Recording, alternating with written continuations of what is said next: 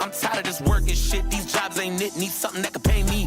Can't get a break. Need money in the bank. Tell me what it's gonna take just to make G's. I hate the way it feel when the rain get real and your landlord's tripping on the 18th. Know where to run when the rain gon' come out. Looking for the sun like KD. In the crib too hot, no AC. Broke nigga, I scheming on your AP. I ain't wanna do it, but you made me. Kids gotta eat and the bills got late fees. My cousin hit me up trying to save me. Told me how to sell crack, but that ain't me. No, there's gotta be another way to make cheese. It's a life of a nigga trying to break free. The hate niggas wanna curve me and block me. If this rap don't work, then it's robbery. Gotta make it out the dirt, nigga, watch me. Trying to get what I deserve like Taraji. Wasn't waiting my turn, I was trying to get heard. You was looking for the birds on the IG. When I was putting in the work, you was popping in perks. Trying to get a nigga served on the oxy. If I'ma get to where I'm going, I'ma need cake. Had a meeting with the plug over cheesecake. He was fronting me the money in a briefcase. Told him I'ma get a times 10, we gon' be straight. All I needed was a dream, I don't need breaks. Soon as I catch steam, I'm a heat wave. I had ADHD since pre-K. This for them niggas that said I wouldn't be great, bitch. Soon a nigga thought that I was done, I done came through that bitch with an 8-piece. My baby needs shoes and my whip due to rent due on an 18. I don't wanna take it up a notch, but I bust down, watch by to make me. As long as I'm alive, folks, just keep your eyes open, be concerned for your safety. Cause if you gon' hate me, I'ma have to give you motherfuckers a reason. cause if you gon' hate me, Hey, I'ma make sure that you mean it. cause if you gon' hate me, you better learn what I've been through lately. How many niggas told me what I can't be? Just keep your eyes open, be concerned for your safety. I know they gon' hate me. I want this, believe that. Who got bread? I need that. Where's Andre? I'm 3 stacks. Delonte, I relapse. I'm stressed out. I mean that. I checked out. I be back. I'm chasing. I reached that. That's major. A G flat. I keep my pace when I'm in a rat race and the government wanna keep me trapped. And the school keep telling me that I could be anything I want, but I really ain't believe that. They's teaching me to work for another motherfucker when I graduate and I ain't wanna be that. Cause if the goal was for me to get rich with a 9-to-5 shift, I ain't never gonna achieve that. And what you know about risking it all just to get a little bread, so you living like a don, huh? What you know about doing some dirt and you drawing up plans just to get to where you going, huh? What you know about taking a chance on yourself, cause ain't nobody putting you on, huh? What you know about giving your heart to a hoe when you know that ain't where you belong, huh? What you know about shopping at Ross cause you ain't had pockets for Louis Vuitton, huh? What you know about selling some crack to your ex's mom and you knew it was wrong, huh? But you ain't got no feelings cause you up in the trenches and all your emotions is gone, huh? What you know about weighing out all of the pros but you really too good at the cons, huh? Soon a nigga thought that I was done, I done came through that bitch with an 8-piece. My baby needs shoes and my whip due to rent due on an 18. I don't wanna take it up a notch, but I bust down, watch by to make me. As long as I'm alive, folks, just keep your eyes open, be concerned for your safety. Cause if you gon' hate me, I'ma have to give you motherfuckers a reason. cause if you gon' hate me, Hey, I'ma make sure that you mean it. cause if you gon' hate me, you better learn what I've been through lately. How many niggas told me what I can't be? Just keep your eyes open, be concerned for your safety. Cause if you gon' hate me, I'ma have to give you motherfuckers a reason. cause if you gon' hate me, Hey, I'ma make sure that you mean it. cause if you gon' hate me, you better learn what I've been through lately. How many niggas told me what I can't be? Just keep your eyes open, be concerned for your safety. I know they gon' hate me.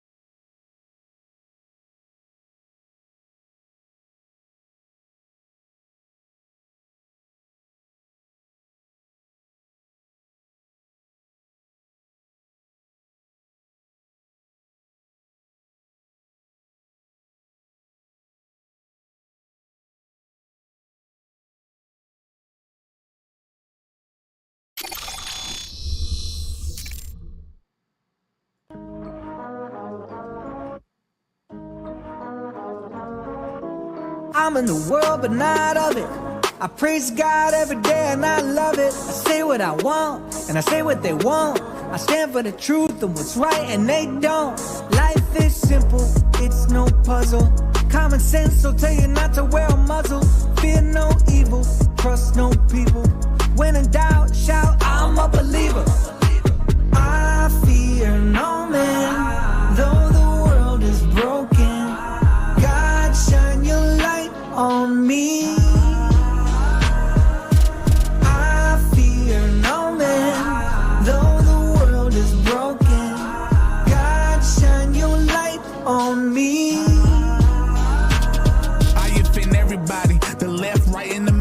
Blame my parents because I've been this way since I was little. We used to be normal, now everybody praying to crystals. No wonder why it's so easy for the devil to trick you. They treat you like dogs, hitting muzzles all on your faces, forcing kids to wear them in schools. Doesn't this seem outrageous? They ban Bible scriptures on TikTok. Let's go to Target! Let's go to Target! Keep the PlayStations! Let's go to Target!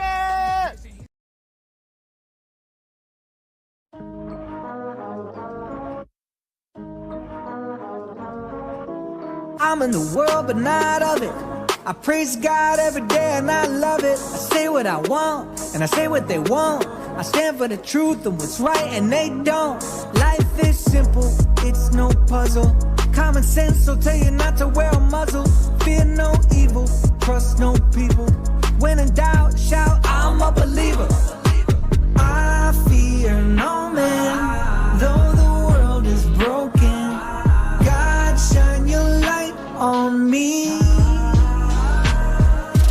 I fear no man, though the world is broken.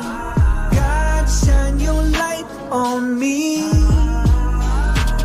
I offend everybody, the left, right, in the middle. Blame my parents because I've been this way since I was little. We used to be normal, now everybody praying to crystals. No wonder why it's so easy for the devil to trick you. They treat you like dogs, hitting muzzles all on your faces, forcing kids to wear them in schools. Doesn't this seem outrageous? They ban Bible scriptures on TikTok. Let's go to Target! Let's go to Target! Keep the PlayStations! Let's go to Target!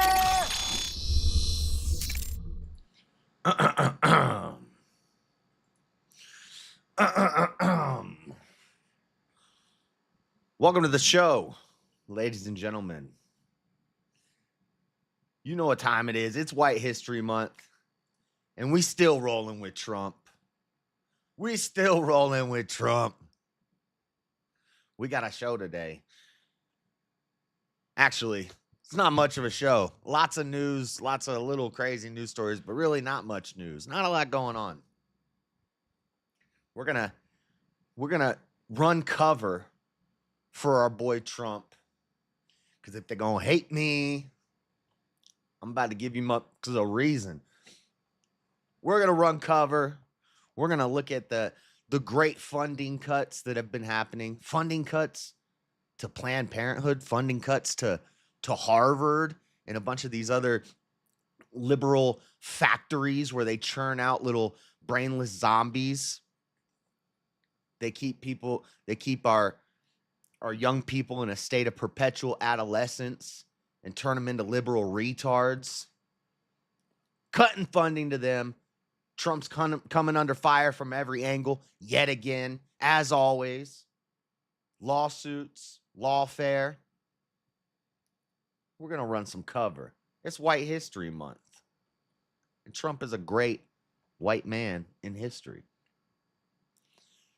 So we're going to do what we've been doing for 3 years, which means holding the line. We're going to hold the line longer than 3 years. Dang, 7 years now. 3 years on the show. We're going to hold the line. Somebody's got to do it. So that's what we're going to do. But first, guys, it's White History Month, so you know what time it is. Set up well, almost too well. You don't have to go too well. You went with it. Now, All kind of isms. No, she's married to that, that big guy. The big guy with the eyeliner, right? Drogo.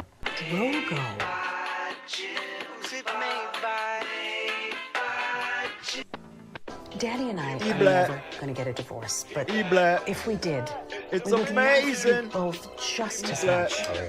It's a relief. Thank you, Moms. Hit the play button. I have guys a ready? major announcement. Don't right now. forget. The 1st of July is White History Month.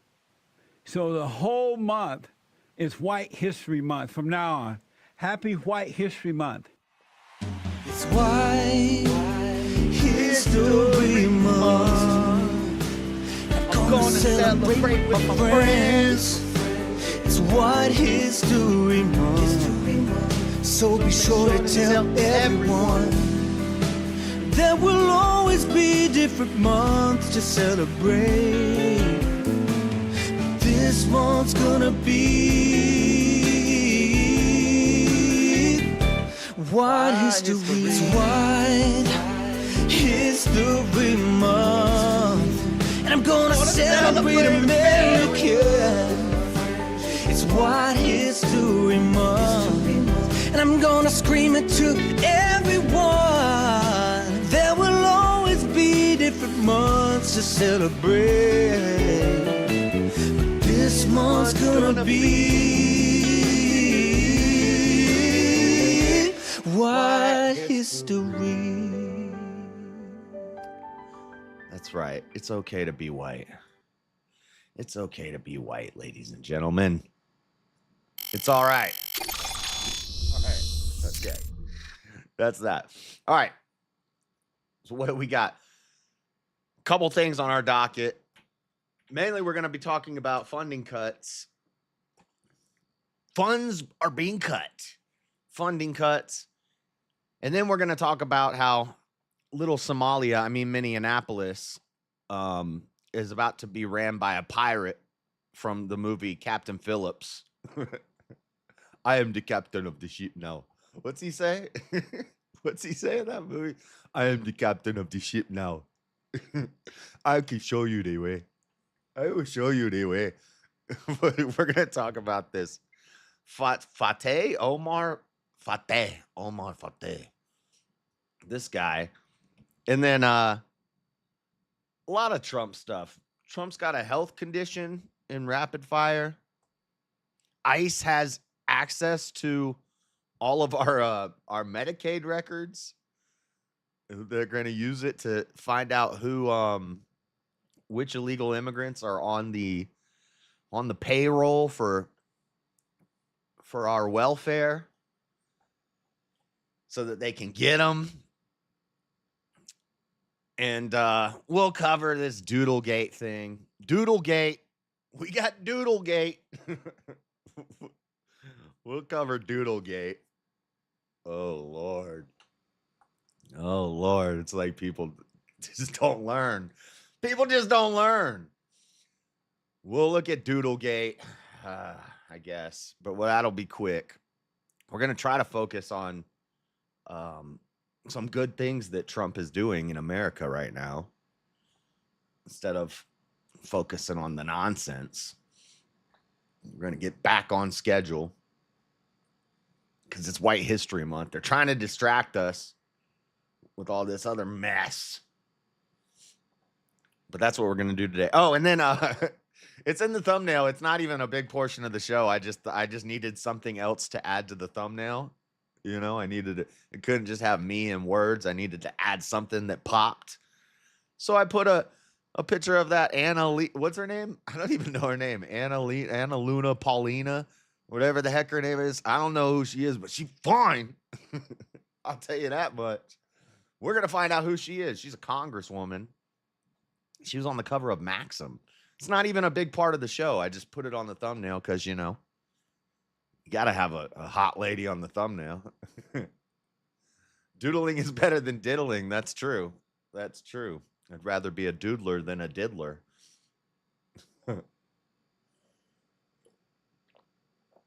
What'd he say I'm crazy for? What'd he say? What did Are You Crazy say I'm crazy for? I am a little crazy. No, Rome. Jeez Louise. No, Rome. All right.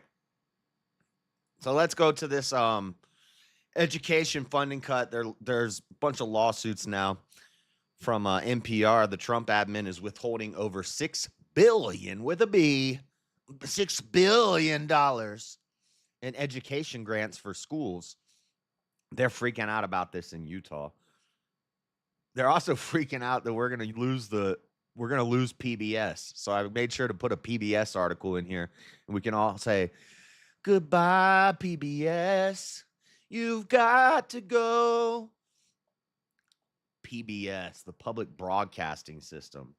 On my YouTube, I get an ad, and it's like, the federal government is trying to cut funding to PBS.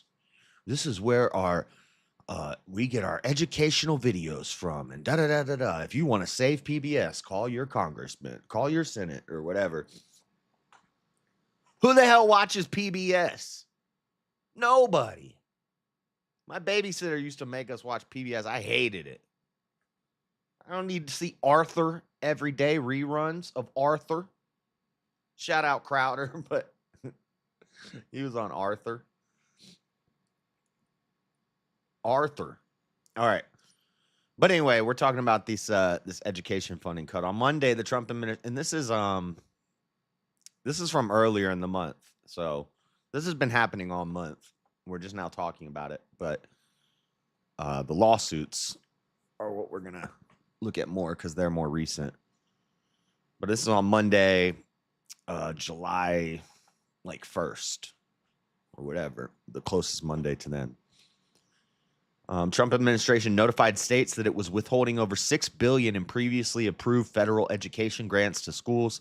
The announcement came a day before the July 1st deadline, when those funds have traditionally been dispersed and will likely impact school districts' plans for the fall. In messages sent to state education officials, the U.S. Department said, given the change in administrations, the department is reviewing the fiscal year 2025 funding for the Title 1C, 2A, 3A, 4A, 5B grant programs, and decisions have not yet been made concerning submissions and awards for the upcoming year. The message, which was shared with NPR by multiple sources, including the School Superintendents Association, said grant money would not go out prior to completing that review. This is definitely unprecedented to my knowledge, said Tara Thomas, Government Affairs Manager at ASA. Yeah, it's unprecedented. You're too comfortable getting that $6 billion every year. You got a little too comfortable, and we're doing something a little unprecedented to shake it up a bit. That's what's happening. Get used to it. The Education Department has not yet replied to NPR's request for comments. In its message to state officials, the department also said it remains committed to ensuring taxpayer resources are spent in accordance with the president's priorities and the department's statutory responsibilities. The grants under review fund a wide range of programs for schools, including migrant education. Let's give $6 billion to the Migrant Education Fund. Sure. Migrant education before and after school programs and services for English language learners. The largest pot of grant money under review consists roughly of $2.2 billion for professional development for educators. Professional development for educators. $2.2 billion for that. What is that? That's probably like racial diversity training. That's probably training in the new gender sciences. What are they? What's the professional development for educators? What does that mean? I'm sure it's a bunch of BS. It's not that hard to be a teacher, guys. I don't care what nobody says. You only need a 6th grade education to educate a 5th grader. It's not that hard. Anybody could do it. Really, I've seen some horrible teachers that really don't do anything. And they're getting paid. And like, man, my job's so tough. Summer break. Oh, no. Here it comes again. Summer break. Shut up. It's hard to teach. You're not teaching college-level rocket science. You're teaching a 3rd grader how to add. Come on. It's not that hard. It's not the first time the Trump administration has singled out these programs. The administration's proposed fiscal year 2026 budget eliminated all 5 grants now under review. Get rid of all of it. I ain't trying to have my money go to that. I don't even support public schools. 2 of the most important federal funding streams to public schools, Title I, which provides money to help districts that serve lower income communities, and that's the federal grant money that we give all these low performing schools. We keep throwing money at the problem, but the schools get worse. I wonder why. It seems like you spend more money in these urban areas and the schools there, and then kids can't read good. How are they supposed to read if they can't fit inside the building? What is this, a school for ants? in one low-income Maine district about 90 miles north of Portland. Well, it's Portland we're talking about. Oh, Portland, Maine, not Portland, Oregon. I think they're both pretty bad, though. That grant helps fund a host of activities for students that educators say they couldn't otherwise afford, including outdoor adventures, sewing, chess, robotics, theater, and cooking. How much is a chess club? I call bullshit on that. How much does a chess club cost? Usually the dude that ran our chess club, he didn't get paid for nothing for that. He just came because he liked playing chess, and he hung out and we would play chess after school. There was what was the cost? He brought the chessboards from his house. The school didn't even provide the chessboards. He just had a whole bunch of chessboards, and he liked playing chess, so he would come and volunteer his time and bring his chessboards, and we'd play some chess. Yes, I was in the chess club. Yes, I was not the captain. No, I was not the captain of the chess club. I was like the second best, so I wasn't the captain. Okay, I was like the backup captain. Wasn't the captain of the chess club. I was just in the chess club. I think that's the only club that I ever did for extracurricular activities was the chess club. Maybe I joined another club at some point. Nah. Maybe, but I can't remember. But I definitely was in the chess club. What do you think we're playing with? Futuristic chessboards made out of that talk to us and like move the pieces for us? No. What kind of funding you need? We sat in the lunchroom at the tables that were already there with a guy who wasn't getting paid, who brought his own chessboards. What was the cost incurred on the school? I was in the chess club. Oh my God. Not the chess club. We're not talking about Anna Paulina Luna yet. We're going to get there, Matthew. Just wait. Dawn Fickett, who heads that program in School District MSAD 54, told NPR in the spring that the loss of these activities would be a blow for students in her area. That's probably what they're spending that funding on is blow. She said this programming has led to impressive academic and other gains, having a place for our youth to go to be engaged, sparking joy and learning is a great way to keep kiddos off our street and out of trouble. That and the Ritalin. What else we got? Trump's budget bill, an attack on public schools, working families, and immigrants. This is from NEA.org. NEA Today. I don't know what this is. I just found it. The budget reconciliation bill, and this is more recent, President Trump just signed as a betrayal to vulnerable students in public schools and largely at odds with what most people want. What they mean is most women.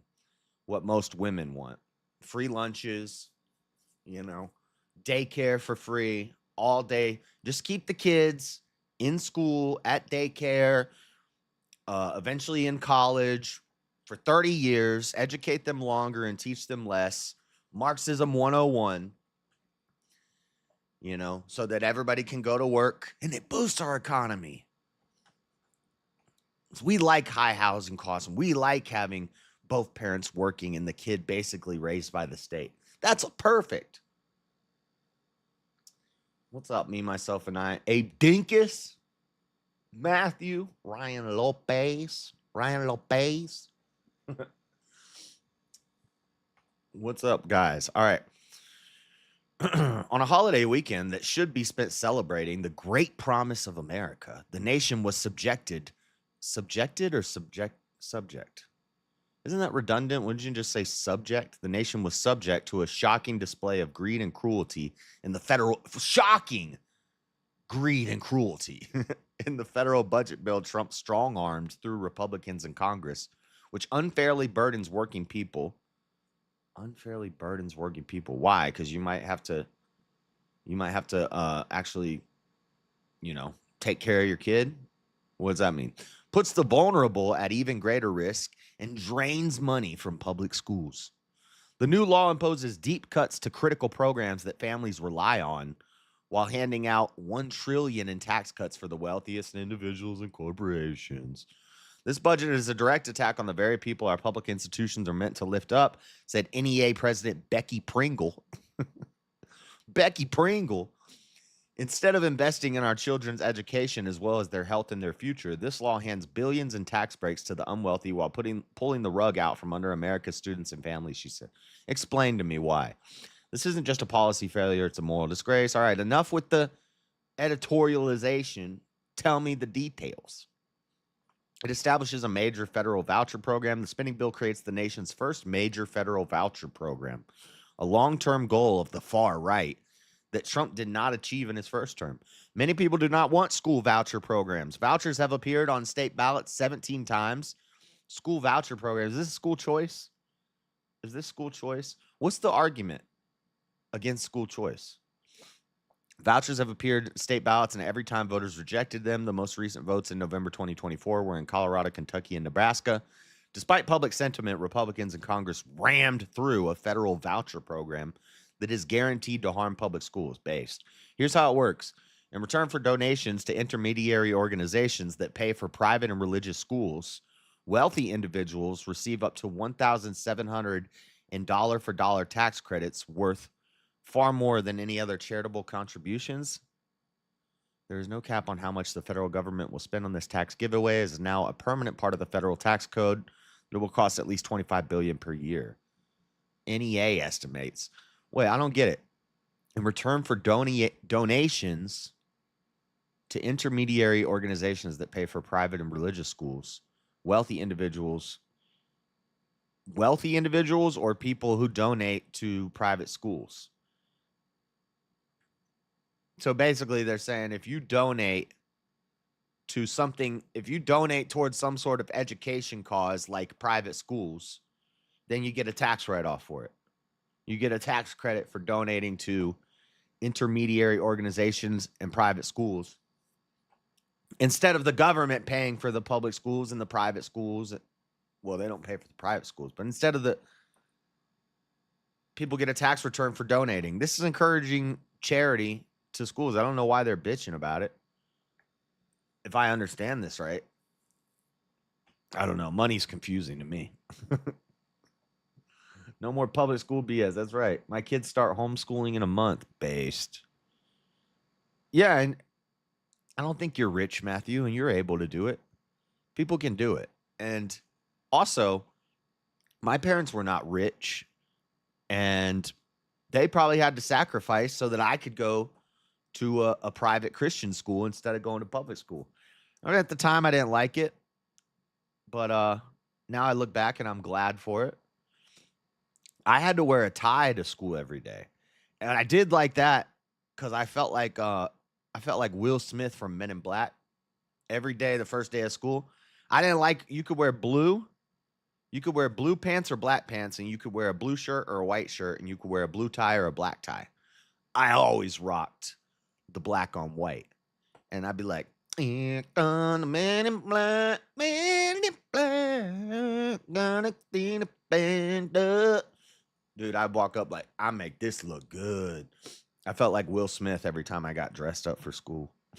Like I was about to go fight some aliens. My teachers were aliens. A number of Republican lawmakers in Congress joined Democrats in speaking out against deep cuts to Medicaid to offset tax benefits, primarily for the wealthy. That's because they know many of their constituents will lose coverage and how deeply their state budgets will be impacted once the federal contribution to Medicaid is slashed. I don't got no Medicaid. I'm broke as a joke. I ain't got no insurance. What the heck is insurance? People got insurance? What is that? I don't even know what that is. Insurance. Here's my insurance. I insure you that if I get hurt, I'm going to the emergency room, and hopefully they take care of it. If they don't, damn, that sucks. I insure you I'll deal with it. I'll find a way. I'll endure. I'll pray and fast and endure.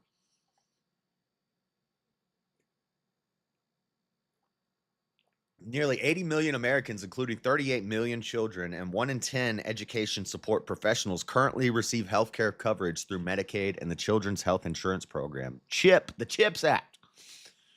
That's not the same CHIPS Act. That's a different chip. Different type of chip. Under the new spending bill, roughly 17 million people would lose health coverage and become uninsured by 2034. Nice. Even in the playing field. Welcome to my world. Some of these Medicaid cuts are targeted against immigrants. Nice. Including those who have humanitarian protections in the U.S., such as refugees and those granted asylum. Other changes impose bureaucratic new requirements that set up strapped families to get kicked off the rolls. Strapped families? Like they go into battle? They strap with the 9? Medicaid is also the 4th largest source of funding for public schools. The program cuts could lead to fewer services, including mental health care. Yeah, they're doing such a good job with their mental health care and their speech therapy. How come everybody's mentally ill and everybody's got a damn speech impediment these days? We keep giving you this funding that's supposed to go towards mental health care and speech therapy, but nobody can talk and nobody is mentally healthy. It's crazy. It's like when we throw more money at the problem, they just find more mental illnesses so that more people can fit into the mentally unhealthy box. Check. Most of the VA clinics are training grounds, so lots of new docs in practice. I used VA insurance, and it's the cheapest I could find. The VA is the closest thing that we have to socialized. It is socialized healthcare in America, and it's garbage. What we know from every study is that when federal funding for Medicaid is cut, employer-sponsored healthcare costs increase dramatically, and workers end up paying more for premiums and out-of-pocket costs, says Blankenship. Medicaid funding cuts increase provider shortages and cause hospital closures and wreak havoc on state budgets that could lead to more education cuts. Nutrition program cuts that will leave more students hungry. Oh my God, I'm so sick of this. Free lunches because kids are starving. The number is 10% of children have, what do they call it? It's like nutritional instability, meaning they don't know where their next meal is coming from. They still get a meal. They just don't know which stepdaddy it's coming from, which fast food restaurant they're going to get taken to tonight, or which shelter they're going to eat at. But they're going to get food. It doesn't mean they're starving. It doesn't mean 10% of kids are starving. It's 10% of kids don't know where their next meal is coming from. But they get a meal. Trust me, they get a meal. That's why they're walking around tubby.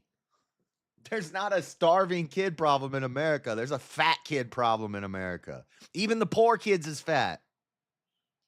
Yes, I've watched poor people gain weight because they don't do anything all day. They just go to different places to get free food. Nobody's starving. People are getting fat in America. Lord have mercy. And your food stamps that you spend on ho-hos, donuts, and soda, Mountain Dew, and Little Debbie cakes, that's not making you any healthier either. Get rid of it. Because of this spending bill, decades of progress in addressing America's hunger crisis, shut up, will be reversed, says Crystal Fitzsimmons, president of the Food Research and Action Center. With billions of dollars being cut from the Supplemental Nutrition Assistance Program, our nation will see higher rates of hunger and healthcare costs. No.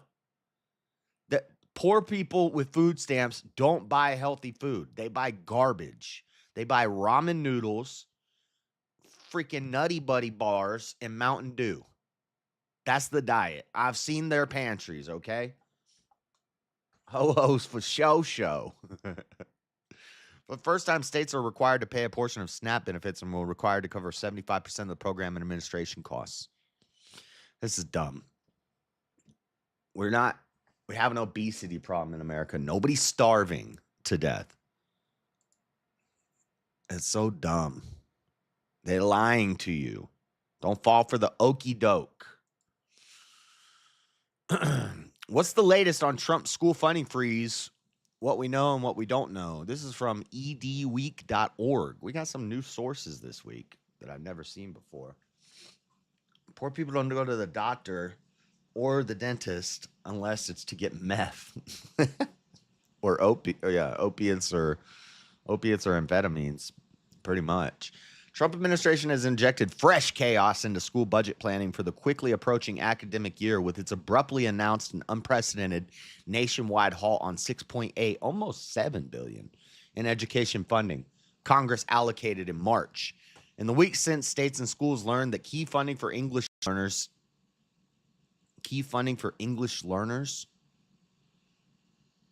they're just talking about kids learning to speak, or are they talking about foreigners? I think they're talking about foreigners. Teacher training and more wouldn't arrive on time. Education agencies and districts nationwide have been grappling with a range of unappealing options for adjusting staffing and programs. Fire all the worthless people. Layoffs and service suspensions have already begun in some places. Advocates are calling for states and other potential funders to backfill cuts. And at least one legal challenge against the administration's latest education funding disruption is underway. As of July 18th, the Trump administration has announced unfreezing its $1.4 billion for one of the 7 affected grant programs. The remaining $5 billion are still frozen. Oh yeah, they backtracked on some of this, and they are unfreezing some of the funds. You know, don't cave, Trump. Hold the line. Education Week has been closely tracking the latest on this rapidly evolving situation since it emerged as a potential issue in the spring. We will update the below guide as new developments unfold. How much money are they losing? $6.8 billion. Even with Title 4B removed from the list of affected programs, no state is losing less than $19 million. More than a dozen states are losing more than $100 million each. California is losing $781 million. Florida is losing $325 million. New York is losing $361 million. And Texas is losing $612 million. Use these EdWeek tools to see. Well, we've already demonstrated that throwing more money at education doesn't work. The schools that get the most funding are doing the worst. So let's take some money. Take some of that money. It's not doing anything. The schools aren't doing better. People are getting dumber, more mentally ill. Let's take some of that funding away. I agree. But now they're suing Trump. Harvard is suing Trump. Some other people are suing Trump. From The Guardian, Harvard argues in court that Trump administration's $2.6 billion cuts are illegal. Ruling in the university's favor would reverse funding freezes that became cuts as Trump administration escalated fight. Harvard University appeared in federal court on Monday to make the case that the Trump administration illegally cut $2.6 billion from the storied college, a major test of the administration's efforts to reshape higher education institutes by threatening their financial viability. U.S. District Judge Allison Burroughs heard arguments from Harvard and the Department of Justice. The cuts imposed earlier this year have halted major research efforts, and Harvard argues they are a politically motivated attempt to pressure the school into adopting federal policies on student conduct, admissions, anti-Semitism, and diversity. Well, other than the anti-Semitism thing, but still, yeah, I don't want foreign students who are here with green cards to go to our education systems and leech off of our education so that they can go get a job and go back to their country and, you know, take the money they make here and go back to their country and use the education they gained here to benefit their country. Yeah, I'd rather not have that be. And then those people go and protest and support terrorists. Yeah, get them out. Get them out of here. I wouldn't call it anti-Semitic, but I just think it's some BS.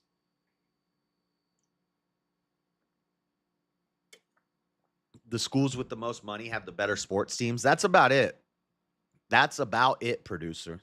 They got a great sports program. They got a great sports team. They got a big stadium. That's about it. Yep. I agree. In ruling in favor, the universities would require Harvard's sprawling scientific and medical research operation and hundreds of projects that lost federal money. This case involves the government's efforts to use the withholding of federal funding as leverage to gain control of academic decision-making at Harvard.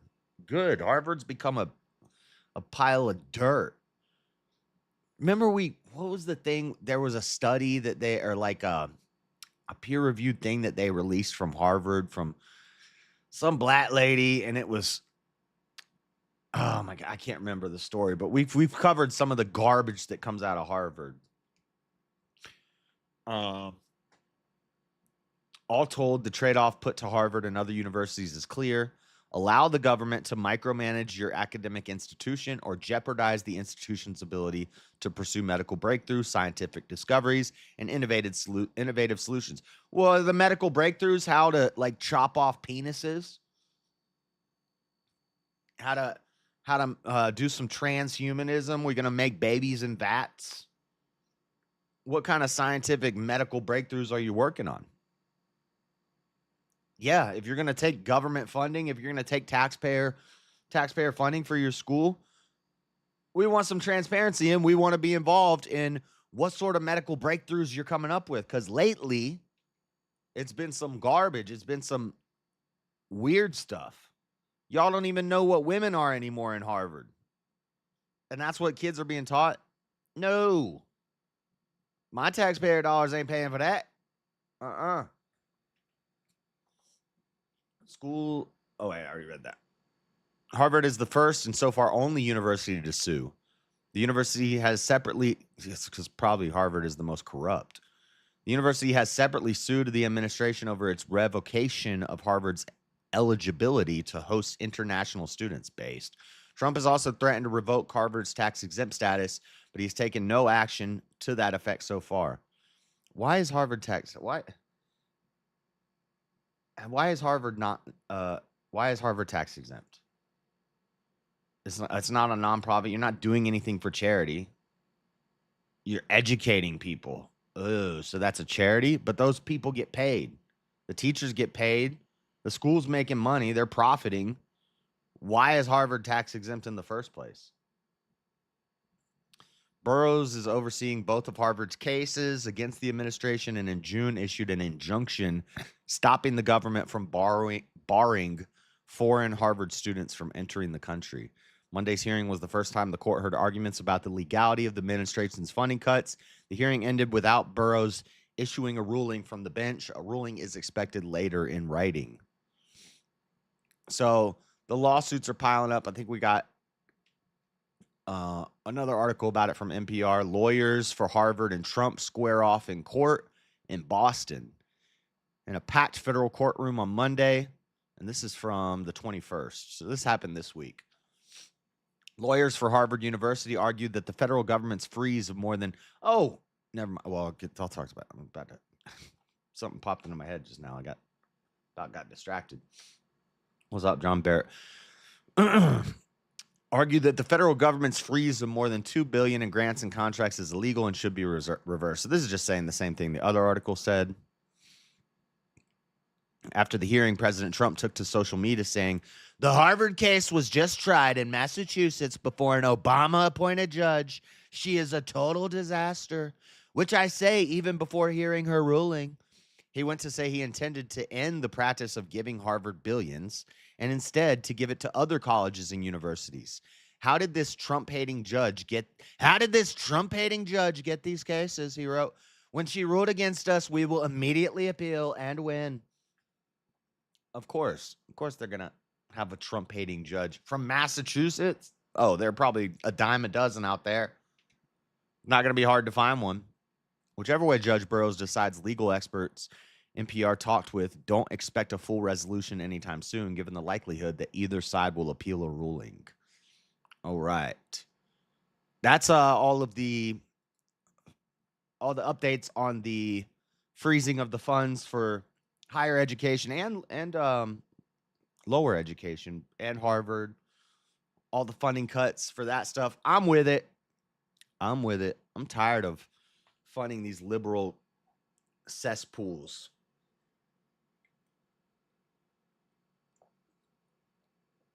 How does that help me? If you're not, have you seen what's coming out of Harvard? It's trash. It's nothing good. Nothing good. It's not what it used to be. If we lived in like I don't know, 70 years ago or something, where Harvard was actually prestigious, then maybe. But that's not what. No, these places are garbage liberal cesspools where they destroy young people's minds and keep them perpetually a teenager. I like my backpack. I got a backpack in a schedule. I got 6 classes today. Ooh, I got homework. Let's go to a party. That's what college is now. That's what college is. I'm going to have some sex. Get my little pee-pee wet. I don't know why I'm doing like a country bumpkin accent. If I'm talking about Harvard, I should talk more educated. That's not what they sound like, though. They sound like nasally liberals. Okay. But there's more funding cuts to talk about. Trump doing big things, great things, winning, only winning. Everybody wants to get distracted. Everybody wants to fall for the lies. Not me. We're going to hold the line. We're 10 toes down, solid in my stance. I don't get blown around like a dandelion and just float around wherever the wind blows me. Nope, not here. We're rolling with Trump, all right? Planned Parenthood, major federal and state funding cuts facing Planned Parenthood. Now, this is from a pro Planned Parenthood website. So this is very biased for Planned Parenthood against the funding cuts. Here's what they say. Planned Parenthood clinics have provided sexual and reproductive health services across the country since 1916. It's not very healthy for the millions of babies that you slaughter, but sure. And currently serve over 2 million patients a year. Serve patients. Close to 600 clinics across the United States. In many communities, Planned Parenthood is the only clinic offering reproductive health care. Reproductive health care. It's healthy reproduction for everybody. It's actually it's anti-reproductive death care is what it is, but it's not a tumbleweed. That's right. Including contraception, the worst condoms available, by the way. Dude, I got condoms from the Planned Parenthood when I was a teenager, before I ever had sex. And when I had sex for the first time, I used a Lifestyles Planned Parenthood condom. And that thing broke the first time. And then I was like, I ain't doing this. This is well, I'm not doing that. And I never did it again. A couple times I used that, but I didn't like that. I don't like that. It made me feel claustrophobic. Condom made me feel claustrophobic. I felt like I was like constrained. You constrain that part of yourself, it makes you feel like your whole body is like wrapped up in saran wrap. I don't like it. But especially the Planned Parenthood ones, they're the worst. They get the cheapest condoms and then they hand them out to kids because they know they're going to break. And then they make more money when that kid comes in for an abortion. That's the plan. It's conspiracy. They give garbage condoms so that they can charge you for an abortion eventually. That's the plan. I just made that up, but that's probably true. Don't hold me to it. It's conspiracy. I just figured it out. Conspiracy theory. Where's my conspiracy theory?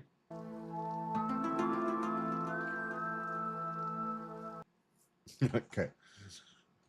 Planned Parenthood is the only clinic offering reproductive health care, including contraception, sexually transmitted infection testing and treatment, abortion services. We should put that first because that is like 95% of your business.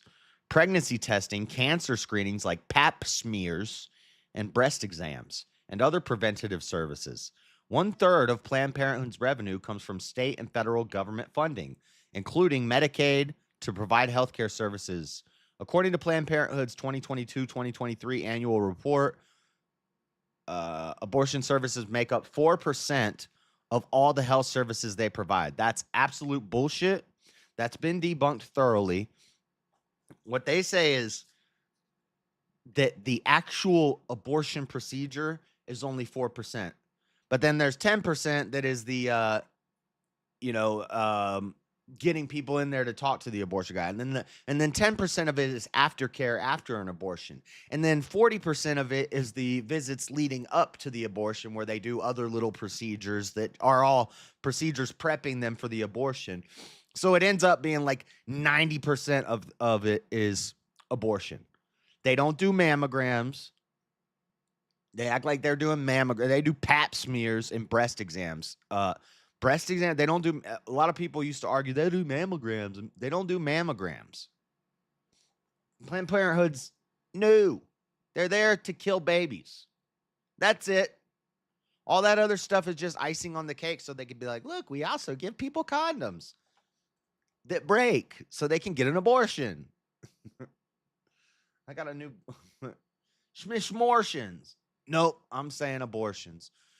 According to, we already read that. The vast majority of the state and federal funding goes to reimburse reproductive and preventative services. Defunding Planned Parenthood has long been a priority of Republican leadership at both state and federal levels and was highlighted as the priority in Project 2025. There are currently multiple efforts at the federal and state level to limit funding to Planned Parenthood.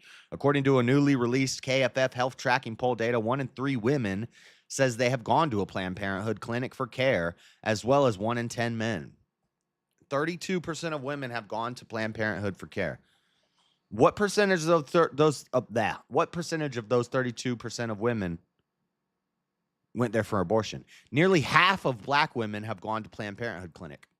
Yeah, that's because you put them all in urban neighborhoods because Margaret Sanger wanted to kill all the black people. Duh. That's why 80% of the Planned Parenthood clinics are in urban areas. Yeah.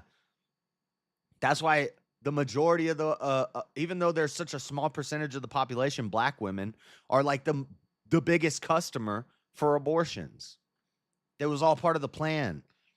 And all these liberal white ladies that were like shouting BLM, Black Lives Matter, are pro killing black babies. Isn't that interesting? Genius. Give them condoms that break and they'll be here for an abortion in a month. That is genius. I think that's really the plan. According to 1 in 3, we already read that. Nearly half of black women have gone to Planned Parenthood. Over 4 in 10 individuals in Medicaid say they have received services at Planned Parenthood, and 1/3 of those with private insurance. 1 in 5 Republican women and 4 in 10 Democrat women have received care at Planned. So that's 20% versus 40%. Double the amount of Democrat women killing their babies. But even Republican women be killing the babies too. This is why we got to repeal the 19th, because women be trying to kill the babies. Not all the women, but a lot of them. Have you ever visited a Planned Parenthood clinic for healthcare service? So see, I would be on this list because I've walked in there and grabbed a condom out of the bucket. They have a bucket of condoms, and I've walked in there and grabbed some before. So technically, I've been served by a Planned Parenthood. And the condom broke. True story. I'm not making that up.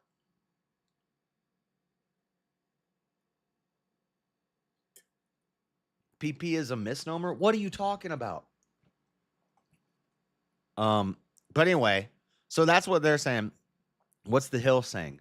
Planned Parenthood defunding threatens women's health beyond abortion. Well, but I'm sure the babies that are getting murdered every day, they're going to be happy about it. Threatens the mother's health. Let's see what this article's saying. Oh, this is just headlines. Planned Parenthood stands to lose a huge portion of its federal funding under Trump's big, beautiful bill, which could result in the closure of up to 200 clinics, according to the organization. Let's go. I think this one up. I got a Planned Parenthood like right around the corner from me. Really close. Like 2 blocks away. And I think since Roe v. Wade was overturned, they're pretty much closed. They still do the stuff that the other stuff that Planned Parenthood does. So they're still open, but they can't do abortions anymore. Not in Utah. That's over. Wrap it in latex or she'll get your paychecks. Better wear a latex because you don't want that latex that I think I'm latex. So wrap it up. Okay. Which could result in the closure of up to 200 clinics. Let's go. Not only will Americans lose access to abortion care. Let's read that in real words. Not only will many women lose access to baby murder if those clinics close, but millions of people treated by the provider may delay or go without primary health care. It's going to pretty devastating if that happens, says Nisha Verma. Learn to speak English, lady. Senior advisor of reproductive health policy and advocacy at the American College of Obstetricians and Gynecologists.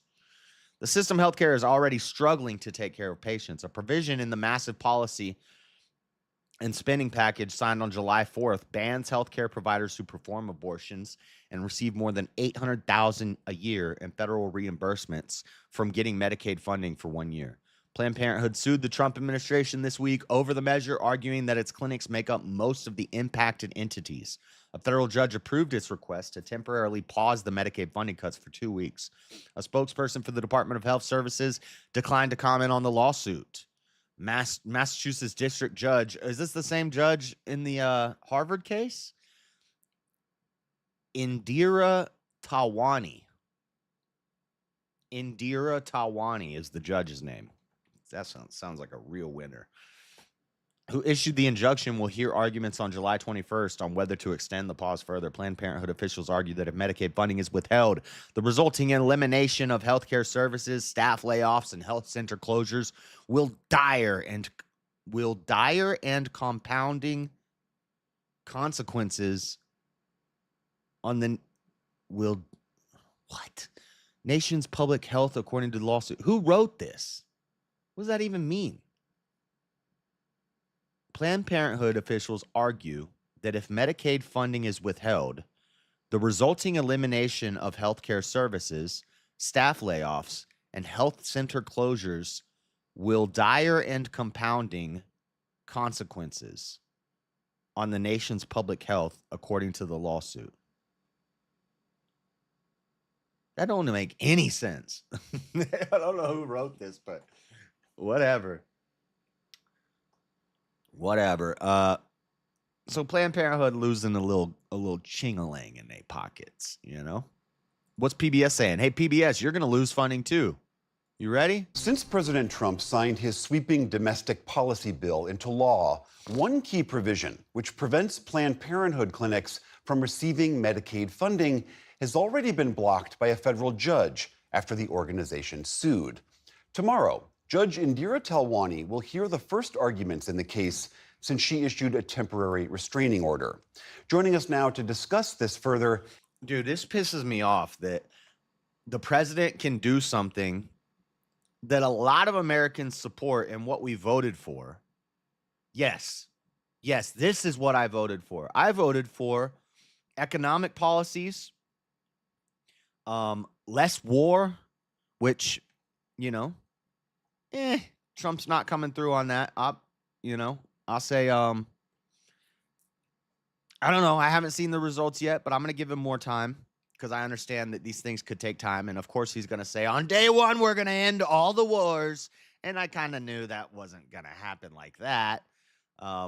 It would have been nice, but I didn't really expect the wars to just end in one day. But we haven't started a new war. We bombed some nuclear facilities in Iran, but we haven't started a new war yet. But geopolitical, global war, stuff like that, immigration, amazing. Trump is doing an amazing job on immigration, which is the number one thing that I voted for him for. Number two, economic policy, fixing the gas prices, making us energy independent again. Reducing the food costs, the tariffs. I voted for the tariffs because I think in the long run, it's going to be beneficial to us. And then wars and stuff like that, he's not doing good on that front, and not doing as good as I wish that he was doing. But he's doing great on the immigration. He's doing what was expected, which I will think will have good results in the end. On the economy, the economy is doing good. We're doing good. And then abortion. Trump put the judges in place that got Roe v. Wade overturned. Even though he's not, I know the abolitionists don't like that he's not 100% federal ban on abortion. That would be awesome, but we didn't have that as an option. Trump is the best thing for pro-life or abolitionists or whatever, ending abortion, that we've ever seen. He is the best, and he's still doing it. That's what I voted for. Those are the things that I voted for Trump for. I know a lot of people are saying that they voted for him for the list. Honestly, I think it's bullshit. I think they're lying, because I think they're just making that up to go with the narrative, because that was not a key focal point of his campaign. By the way, more MLK and JFK documents were released today. By the way, earlier in the week, Trump, the GOP requested that all stuff relating to the Epstein grand jury case be unsealed. It's going to take some time. It's going to be a long thing, but they requested it. They put in the request. So guess what? They're requesting that more files be released. Guess what? Today, more Epstein and MLK files released. Wow. Looks like they are doing what they said they were going to do. But guess what? That was not a focus of the campaign. That was like a little thing he threw in there at the end. He's like, oh yeah, by the way, I know a lot of people want to know, what about JFK? What about MLK? What about Epstein? Maybe we can look into releasing some files. I know some of you guys like files. And people are like, yeah, that's cool. But that was not a focus of his campaign. That is not what people were voting for Trump for. If you're saying you voted for Trump for that retroactively now, I call bullshit. If you voted for Trump for the Epstein list, you probably shouldn't be voting, because that was not a priority of the campaign. That is not something that affects everyday Americans' lives. I don't care about that. That's not going to change my life. What changes my life is immigrants flooding over the border, people dying of fentanyl in my neighborhood, my friends dying. What affects my life is my cost of housing, my cost of gas, my cost of food. What affects my life is if America goes to war and bombs are falling on the country. This is what affects our lives, not a bunch of PDF files. Voted for the list. Come on. Come on. Come on. Fool me once, shame on me. Fool me twice, you can't fool me twice. What's up, Dean? I hear he's talking about amnesty. Anyway, what's PBS saying? Planned Parenthood CEO says blocking it from Medicaid funding is devastating to patients. And President Trump signs his sweeping domestic policy bill into law, a key provision that prevents Planned Parenthood clinics from receiving Medicaid funding has already been temporarily blocked. Oh, we were watching the video. My bad.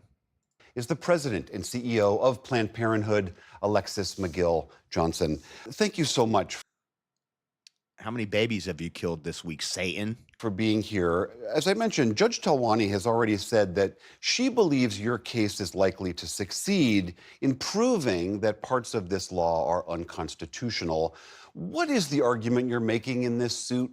Ultimately, this case is about the fact that this reconciliation bill is devastating to patients and entire healthcare system, all because of a decades-long plan to target and defund Planned Parenthood.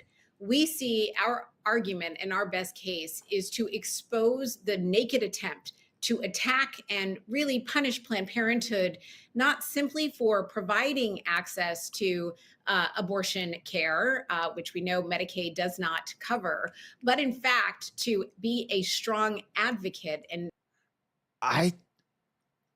Medicaid does not cover abortion,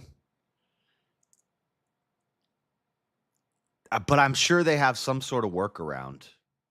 Otherwise, how are so many low-income women in urban environments who don't have a lot of money getting all these abortions? There's got to be some workaround where maybe it's not Medicaid that pays for it, but they have some sort of systems. I don't know, but I call BS on that.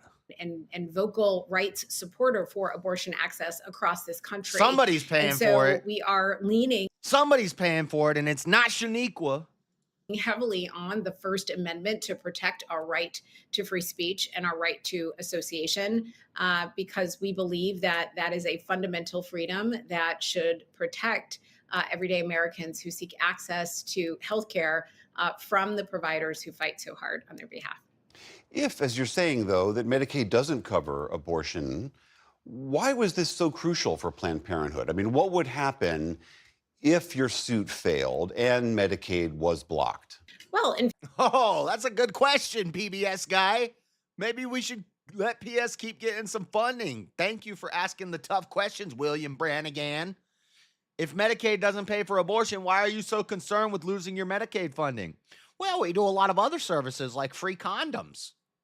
In fact, Medicaid is an insurance provider, as we know, for low-income communities, and half of all She's stumbling on this one. She's like, oh, shit. I wasn't expecting that question. Planned Parenthood patients rely on Medicaid to get care. Planned Parenthood is a part of the public health infrastructure. We are a safety net of safety nets. And so taking away access to Medicaid for patients who need sexual and reproductive health care services. Look at this angry looking nasty woman. Nobody is trying to sleep with you, lady. What do you need Planned Parenthood for? Services in largely rural communities or medically. None of them. Nobody's sleeping with you ladies. So whose babies do you want killed? You mean the urban women? The 1/2 of black women? 50% of black, I think it was 40%, but still, black women going to get abortions. That's who you care about? Because you ladies are not going to Planned Parenthood. Underserved areas is devastating on the communities that are being served. Planned Parenthood providers, just like any other healthcare provider, deserve to be reimbursed for the services that they provide, whether they are being reimbursed under a program like Medicaid or private insurance. And so we think it is fundamentally unconstitutional to target an organization like Planned Parenthood simply because we support abortion rights. Conservatives have argued that this isn't about Planned Parenthood per se, but it's about the power of Congress to decide where taxpayer dollars are spent. Some of those legislators also argue that they just simply don't want any money to support abortion care, baby murder, reproductive care at all. What is your counter to that? The way this law was. No, I'm fine with some sort of money going towards reproductive care. Like if we had a child credit, like if you're making babies, you get some sort of benefit. We do some sort of incentive to make babies and to raise them right in a 2-parent mother and father household, not daddy and daddy, not mommy, mommy, mommy, daddy, not daddy, daddy, furry, they, them, mommy and daddy, raising children in a healthy household. I think there should be some sort of incentive for that, and that us as taxpayers can put into this pot where we pay people who are starting and building healthy families. That's money from me as a taxpayer going towards reproductive care, not baby murder. Was designed was specifically to target Planned Parenthood as a provider and our associated organizations, affiliated organizations. So, when you design a law that intends to just trap one organization, at best two, in it, that is really a targeted backdoor abortion ban. A backdoor? Listen, You don't need an abortion if you're going in the back door. I'm just saying. Because they know that by attacking the resources that Planned Ain't nobody ever made a baby in the back door, okay?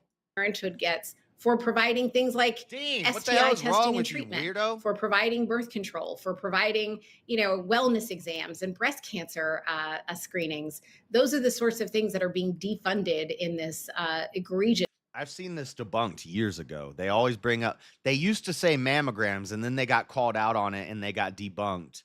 So now they say breast cancer screenings. They do not do mammograms, but so now they changed up their messaging. They used to say, well, we do mammograms and that's the majority of our business. And it got totally debunked. They got called out on it years ago, long time ago, like before I was even doing YouTube. So now I guess they changed it up, and I guess maybe they just squeeze the boobies a little bit. This law, not and access to abortion is really just a backdoor ban while they take away access to the other services. There was a recent KFF poll that indicated that 46% of Republicans in the U.S. oppose defunding Planned Parenthood, but nearly all the Republicans in Congress voted for the law that does exactly what you're arguing. How do you explain that mismatch? I think what we have is a Congress that has been heavily gerrymandered, meaning the districts have been designed to, essentially elect some of the most extreme. Let's go. That's because of Trump. That's because of Trump. That's an accomplishment. That's amazing. That's awesome. It's a great thing. Republicans who are out of step with their constituents, state by state, as you have seen in ballot initiative after ballot initiative. States like Kentucky and Montana and Ohio and Michigan, Kansas, states that are purple or red at best, have all voted in support of reproductive freedom one way or another. But we also know it is incredibly Not anymore. This bill passed with reproductive freedom means the ability to kill your baby. Just the bare minimum margin in both the House and the Senate. All of those Republican senators who voted to defund Planned Parenthood are now vulnerable in many ways because of their constituents that are going to be harmed in the areas that they are serving. All right, Dean, I'm gonna put you in timeout for a minute. You need to. You've been gone for a while, but just sit in timeout for 5 minutes.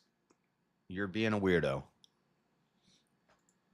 You've been gone for a long time. You come back and you're on some weird shit. Cut it out.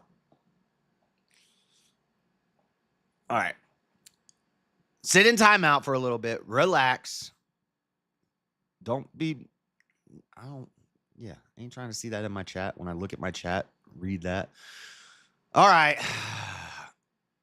Since we're on Trump, before we move on to this Minneapolis, this Omar guy, which is crazy, with Captain Phillips pirate going to be mayor of Minneapolis. Let's do Doodlegate. Trump drew a naked woman and wrote bawdy messages in birthday letters to Jeffrey Epstein from Wall Street Journal. Wall Street Journal, which everything they do is behind a paywall. Isn't that interesting? Puts out a story like this, and now they're getting sued by Trump for defamation. The Wall Street Journal reports Donald Trump drew a naked woman in an album meant to celebrate Jeffrey Epstein's 50th birthday. Trump allegedly contributed to an album that contained a message to Jeffrey Epstein that read, "Happy birthday, and may every day be a wonderful secret." Also, when you read this letter, it reads fake. It reads fake all over it. Okay? I don't know who's reading this letter and is like, yeah, that's the way Trump talks. That to me, that reads just like Trump. Who's reading that and saying that? When I read it, it looks like AI made this up, like make a really fishy sounding letter that's going to make Trump look guilty. And this is what it spit out. But anyway, the bombshell report comes as calls grow for Trump administration to release the so-called Epstein files.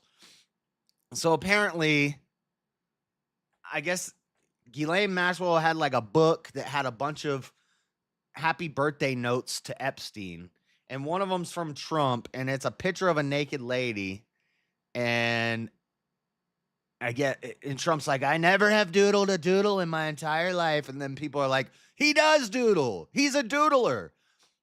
And so I guess Trump does doodle, and maybe this letter, this drawing is from Trump, but the letter reads fake. When I read it, it's either, it looks fake to me. I don't know. Maybe it's real. I don't know. But to me, this is crazy that someone say naked lady, a naked lady. Trump's doodling naked ladies. This is Doodlegate. What up, Mr. Mad? I need your help on this Utah treasure hunt. We're doing the Utah treasure hunt again. And you helped me 2 years ago, and I need help again. The Wall Street Journal published a report on Thursday, allegedly against the wishes of Trump, detailing the now president and disgraced financier's friendship. Trump allegedly contributed to what Wall Street Journal described as a bawdy letter to celebrate Epstein's 50th birthday. In addition to allegedly drawing a naked woman, the letter, which reportedly had Trump's name on it, had a note that read, "Happy birthday, and may every day be another wonderful secret." Yeah, another treasure hunt. Wall Street Journal explained in the bombshell report that the alleged letter contained several lines of typewritten text framed by the outline of a naked woman. Yeah, because when I'm writing secret coded language to my PDF file, PDF ring operating friend, I type out my illicit messages and print them on a computer. That's genius. Why would he type it and print it? If you're going to write a secret coded letter to a guy and you're going to put little clues in there about how you're sleeping with underage women, wouldn't you just, I don't know, handwrite it? It doesn't make sense. This is so dumb. Doodlegate.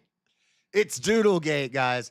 This is not me. This is a fake thing. It's a fake Wall Street Journal story. Fake news. People forgot. Did people forget? Did you guys forget? The news is fake. Did you forget about fake news already? I guess you need a reminder. Here's your sign. Here's your reminder. The news is fake. It's always fake. They've been coming at Trump with bullets, with lawfare, with hoaxes, with nonsense for 8 years now. And it's always fake. When are people going to learn? Yes, I doodled a woman and then I doodled the naked woman and signed my name, but then I typed up a message with secret coded language for my illicit friend to talk about our crimes in private. I typed it up and printed it out and sent it with my doodle. That makes sense.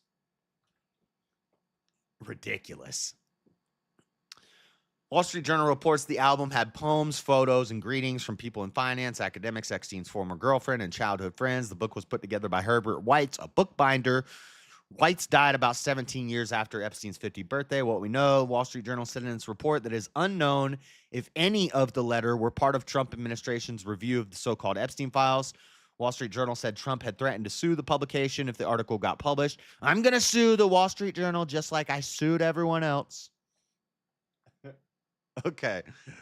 Trump files libel lawsuit over Wall Street Journal report on Jeffrey Epstein birthday letters.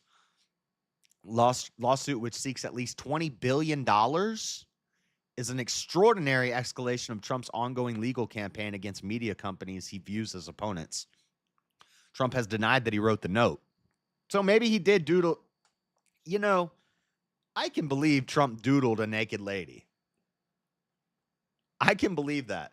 And I can believe that somebody comes to his office, they're like, hey, you remember that guy Epstein that goes to your parties and he's like super rich? You remember that guy? And Trump's like, yeah, what about him? And they're like, it's his birthday. And we're just, we're trying to get like notes to make him like a happy birthday book. And Trump's like, okay, here's a doodle. And he draws a naked lady. And he's like, I know Epstein will like this. He likes ladies. And he gives them the note and he gives them the paper. I can believe that. I can believe Trump doodled the naked lady.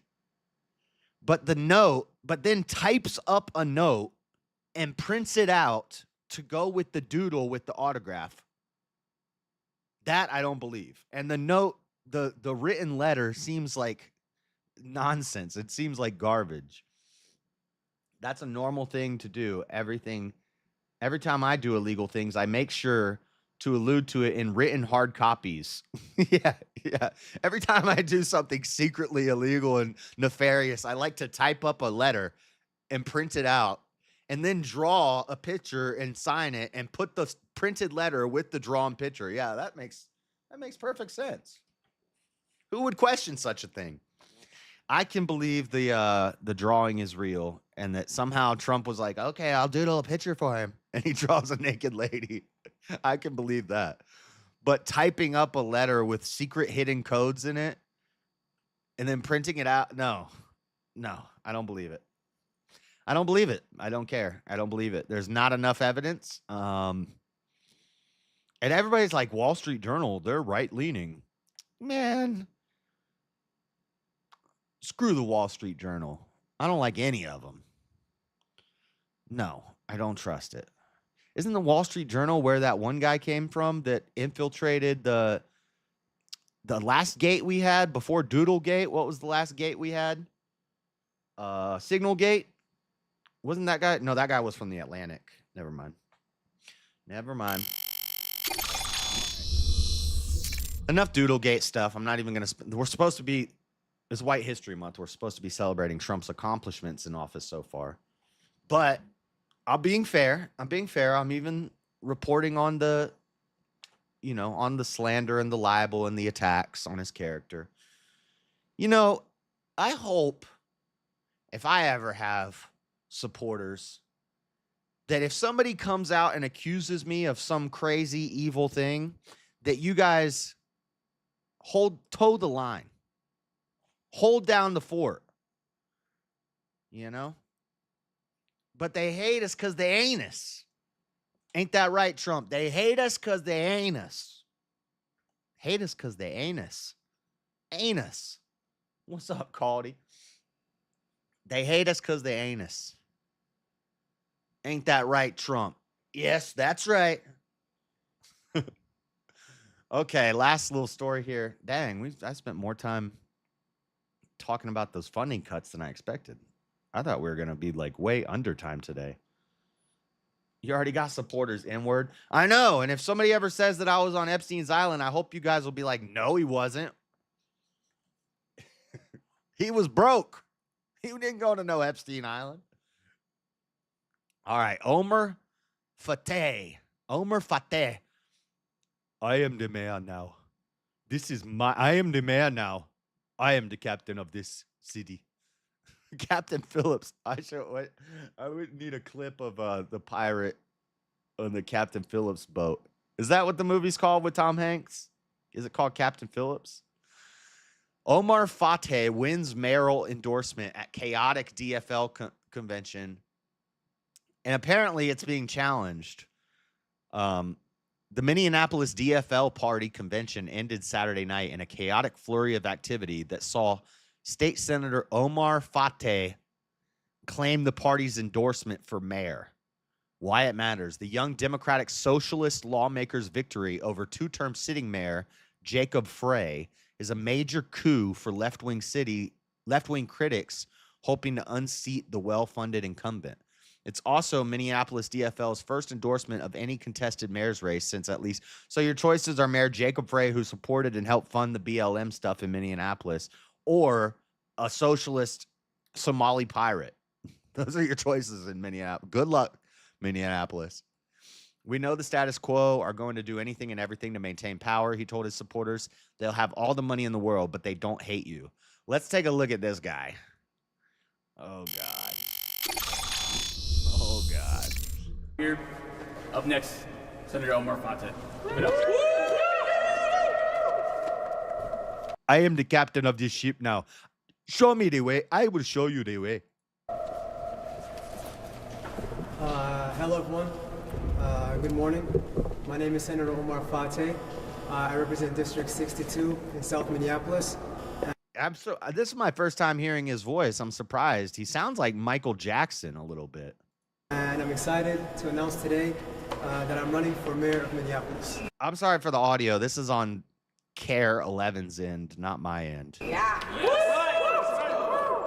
I'm a senator, husband, renter, son of Somali immigrants, and a longtime advocate for working people.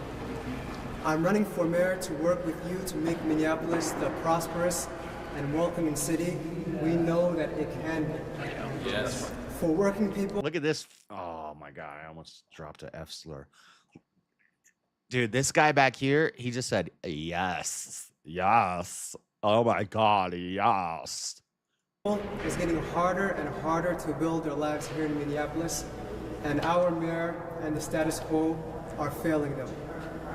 We deserve leadership that makes it so people want to continue to live here, raise their families here, and create businesses here. Do you own your own home? And Get out of here, Ad. I'm trying to watch the Somali pirate show me the way. Building a city that works. This guy's eating the cats. He's eating the dogs. For every. Just kidding. That's Haitians, not Somalis. They eat the what's it called? Cot. What do they call it? Don't they call it cat? They chew on that. I'm like chewing on cinnamon stick, but they chew on that root, that cat. I think it's called cat. They chewing on the cat. Serving in the Minnesota Senate, I've seen firsthand what a progressive legislator can do with the right executive. Show me the and way. As mayor, I'll work with the Progressive City Council to achieve real wins for our neighbors and uplift those who are struggling to get by. I'm not going to watch all of this, guys. I'm not going to put you through all 10 minutes of this, but he's a socialist, just like the other dude whose name I can't remember because I probably couldn't say it very good. Omar in New York. We got a bunch of these like socialist foreigners popping up in our major cities. Guys, America may be too far gone. We need white history. We need white boy summer, and we need it bad. Anybody see the Jubilee? The Medi, whatever his name is, that just came out. It was 20 far right. They said 20 far right conservatives versus one progressive liberal. And they had a couple, they had Kai on there. They had that girl from Slightly Offensive on there. And then they had this one guy, and he went hard in the paint. He went full fascist, full mustache man, supporting all that stuff, and now people are freaking out. But yeah, it's time for white boy summer. Y'all ever tried kratom? No, but I wouldn't recommend it. It's not good. Not good for you. It's an opiate, and they totally changed the marketing on it, and now they say that it's like caffeine. It's a cocoa pill. No, it's damn opiate. We always knew it was an opiate, and then they changed the marketing on it to make it more popular. My friend Todd was addicted to kratom. You know where Todd is now? He's dead. Not from kratom, but yeah, from other opiates. It's like a horrible version of coffee. It's no bueno. Yes. All right, but anyway, this Somali dude, his win is being challenged by Jacob Fry. Jacob Fry is also lefty, but he's challenging the victory. So let's watch this real quick, and then we'll be done with the main news. Spain could file a challenge to the state DFL today. This comes after Minneapolis delegates chose State Senator Omar Fateh for the party's. It doesn't wake you up because it's not like coffee. They market it like it's like coffee, but it's an opiate. It's a weak opiate.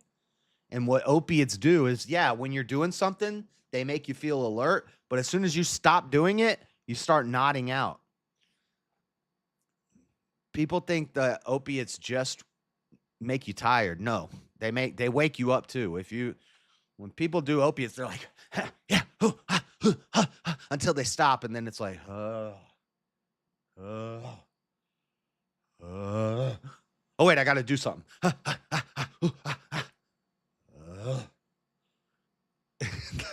That's what opiates do. Endorsement. Our Michelle Beck is in the newsroom to break this all down for us. Hey, Michelle. Well, hey guys, good morning. We are watching for Mayor Jacob Frey to make his criticisms about the endorsement process official. So far, though, we just checked and no word on social media on whether a challenge has been submitted. This lady's eyes are like, damn, like open your eyes. Mayor Frey did say this election should be decided by our entire city, not by a handful of delegates. In a similar statement, his campaign manager specified a, quote, extremely flawed and irregular conduct of this convention. The team is referring to the DFL meeting over the weekend when delegates chose to endorse State Senator Omar Fateh. Fateh says he's incredibly honored. He just broke a 16-year streak in the party and earned the endorsement by securing over 60% of delegates' votes as required. With the endorsement from the convention, this now means that... Well, you guys couldn't tell because it's probably really small on your screen, but she was cross-eyed. She had a lazy eye. One of her eyes pointed inward. So her one eye pointed inward. So it made it way worse that it was like kind of creepy looking. Looked like she was wearing a mask or something. That the party can spend resources on his behalf. They can mobilize people. They can do phone calling. He basically has the full resources of the party that will help him in terms of his election bid come November. 5 people are running for mayor. Look, this eye, she's kind of cross-eyed too. It makes it even worse. Frey and Fateh are the 2 leading candidates. Now, this election uses ranked choice voting, so that could have a big impact on who ends up. Of course they use ranked choice voting in fucking Minneapolis. Of course they do. And that's why they're going to have a Somali pirate win their election. Winning. Back to you. Wow. They actually use that? That's such garbage. Off the top, I can't tell you why. Because I can't remember, but it's not good. I know that.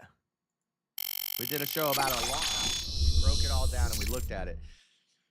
This is how you get somebody like a Somalian pirate winning your election is because of ranked choice voting. All right.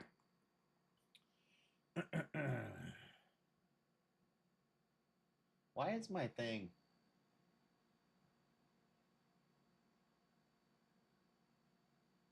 Go. Okay. All right, guys. You know what time it is. We'll get back to some news here in a minute. But first, it's time for the... Hold on. Not yet. Not yet. Hold on.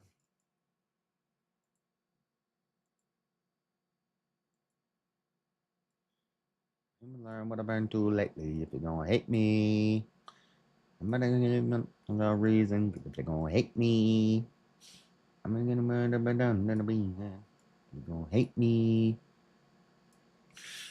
All right, it's time for the memes.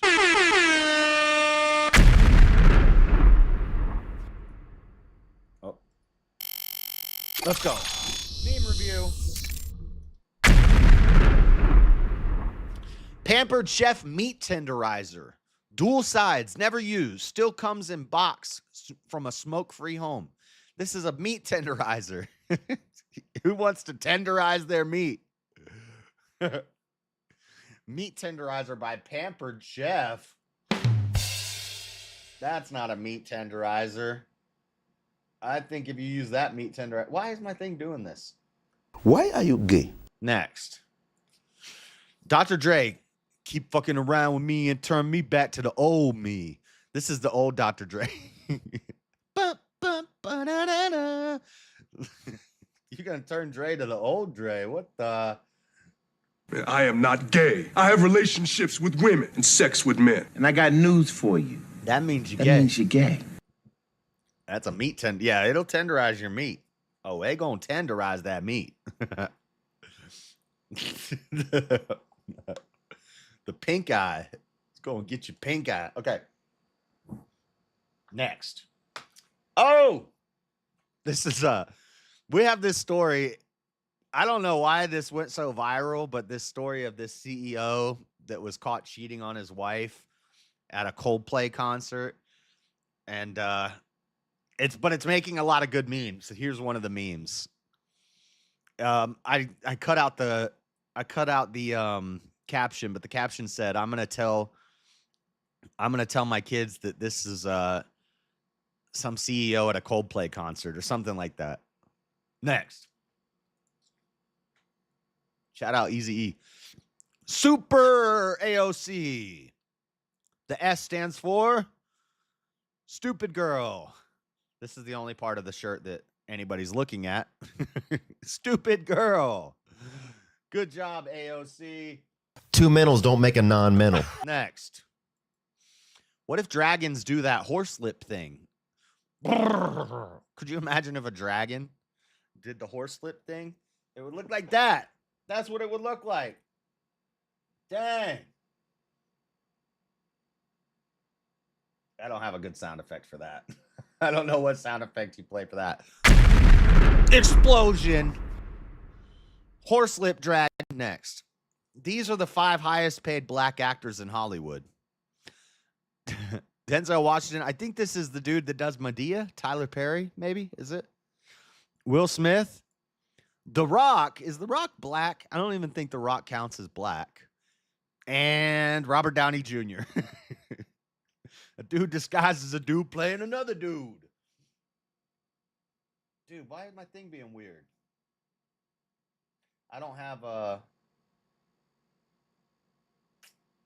How about new? Next.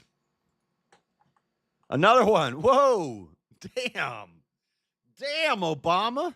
It's a man, baby. This is for Big Mike. It's a man, baby. And this is for Obama. Beta. The Rock ain't black. I don't think The Rock is black too. Next. CA Senate passes bill that will allow LA to buy fire-ravaged lots to build low-income housing. Conspiracy theorists, right again. The LA fires was just for a land grab. Shocker. The Hawaii fires, just for a land grab. Both started by space lasers. Shocker. Conspiracy theorists, right again. Chalk another one to the board. Next. And I think the conspiracy theorists are going to be right that Trump is innocent of any Epstein mess. Except for maybe doodling a naked lady. I think I could see him doing that. Maybe he doodled a naked lady. It was like, here, give him this picture I drew. It's really nice. It's a great picture. Doodlegate. But he did not type that letter. No way. Somebody might have typed that letter and sent it with his note, but Trump did not type that letter. That's crazy. How do you think she broke down all those spare ribs with her wiener? Whoa, what the? Girls with a time machine. I'm your granddaughter. Really? Boys with a time machine. You give these to your men and take that hill, or else the West will be run by pedos in 160 years. Take the hill, boys. We're going back in time. The rebels are going to win the war. What is that? The Battle of Bunker Hill or something? I don't know. I don't know history. Next. We know there. I just actually read this recently in, I believe, or maybe, yeah. It's in Gulag Archipelago. We know they're lying. They know they're lying. They know we know they are lying. We know they know we know they are lying.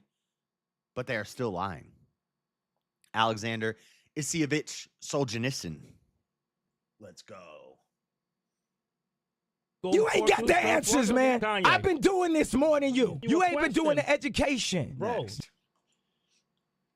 Protagonist after brutally killing 7,455 henchmen just to stand in front of the villain and say, I can't kill him. If I kill him, I'll become just like him. But you just killed all the henchmen. Dang. I don't have a sound effect for that. Where's my sound effects? Why does it keep doing that? Next. Me trying to enjoy life, but everything continues to be gay and retarded.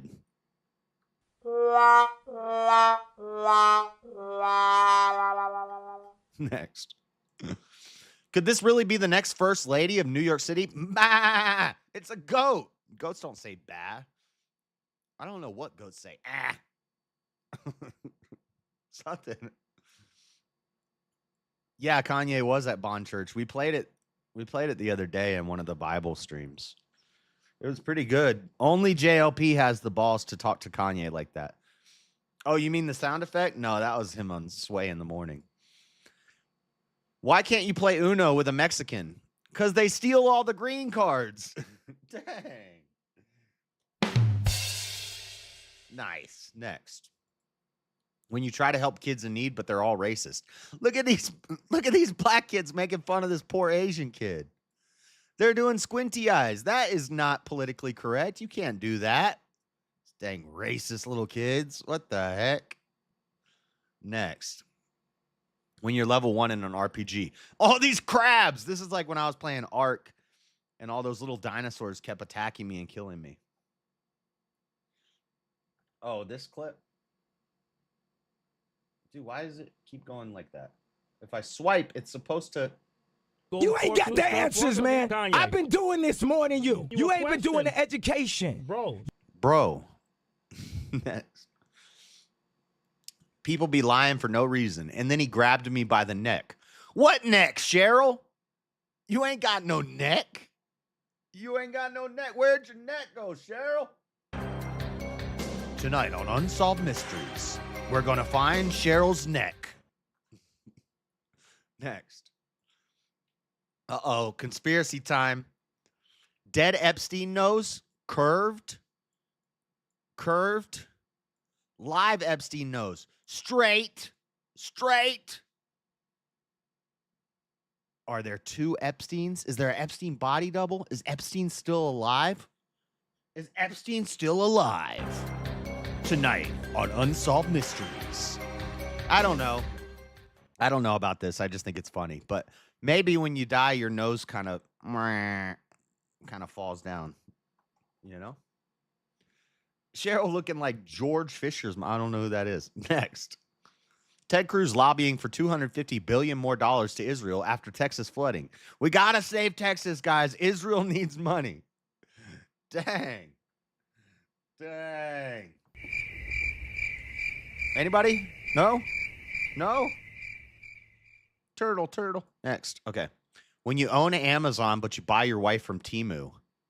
Dude, that is a robot. This is a robot. Bezos got a robot wife. That's a robot. That's not a real person. That's a dang alien. Next. Young Hoon Kim, as the world's highest IQ record holder, I firmly believe that America can only be saved if it returns to biblical Christianity. Based, Young Hoon Kim. Based. I like this guy, and he's smart.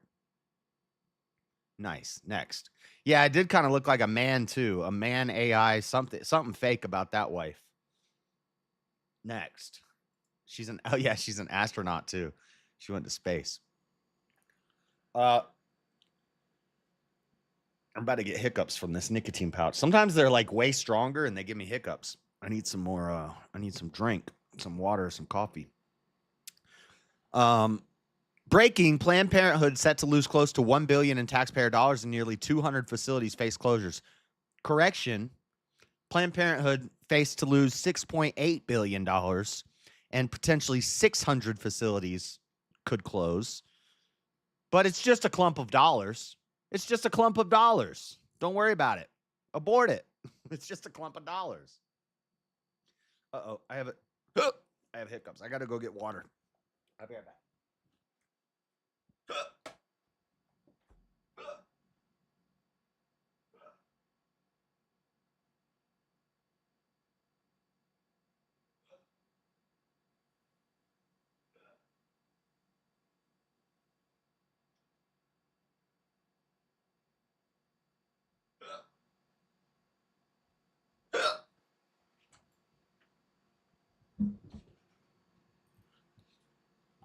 Sometimes sometimes these nicotine pouches give me hiccups.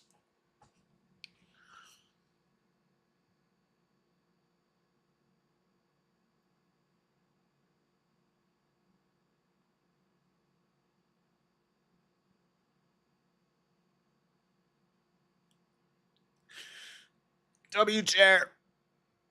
Chair's over here making money. I can't believe it. People send money to the chair. They don't send money to me. I'm holding my breath. Hold on. Trying to get rid of the hiccups. I just did hold my breath. I'm still holding my breath. And I took a bunch of sips of water, more than 11. I'm not going to exhale yet, because as soon as I exhale, that's going to sneak back in. Oh, also, by the way, if anybody sees Jim Bob or Rob Knorr doing the goal challenge, I have it on stream. I did it for 52 seconds the other night. I think I'm the record holder, because I heard Rob say he did it for 37 seconds and he was the record holder. I did it on stream, timed with my phone for 52 seconds yesterday. So unless somebody's beat 52, I'm the record holder. Just let everybody know if they do the goal challenge thing, I'm the record holder. Okay. All right. Next. The OG of, and also I could do more than 52 seconds. I could probably do a minute and a half if I did my breathing exercises for longer. I only did the, what's it called?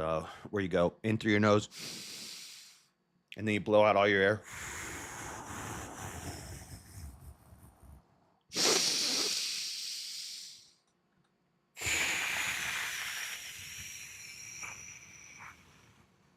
I can hold my breath for 3 minutes and 33 seconds. That's my record. Record holder for what again? You go for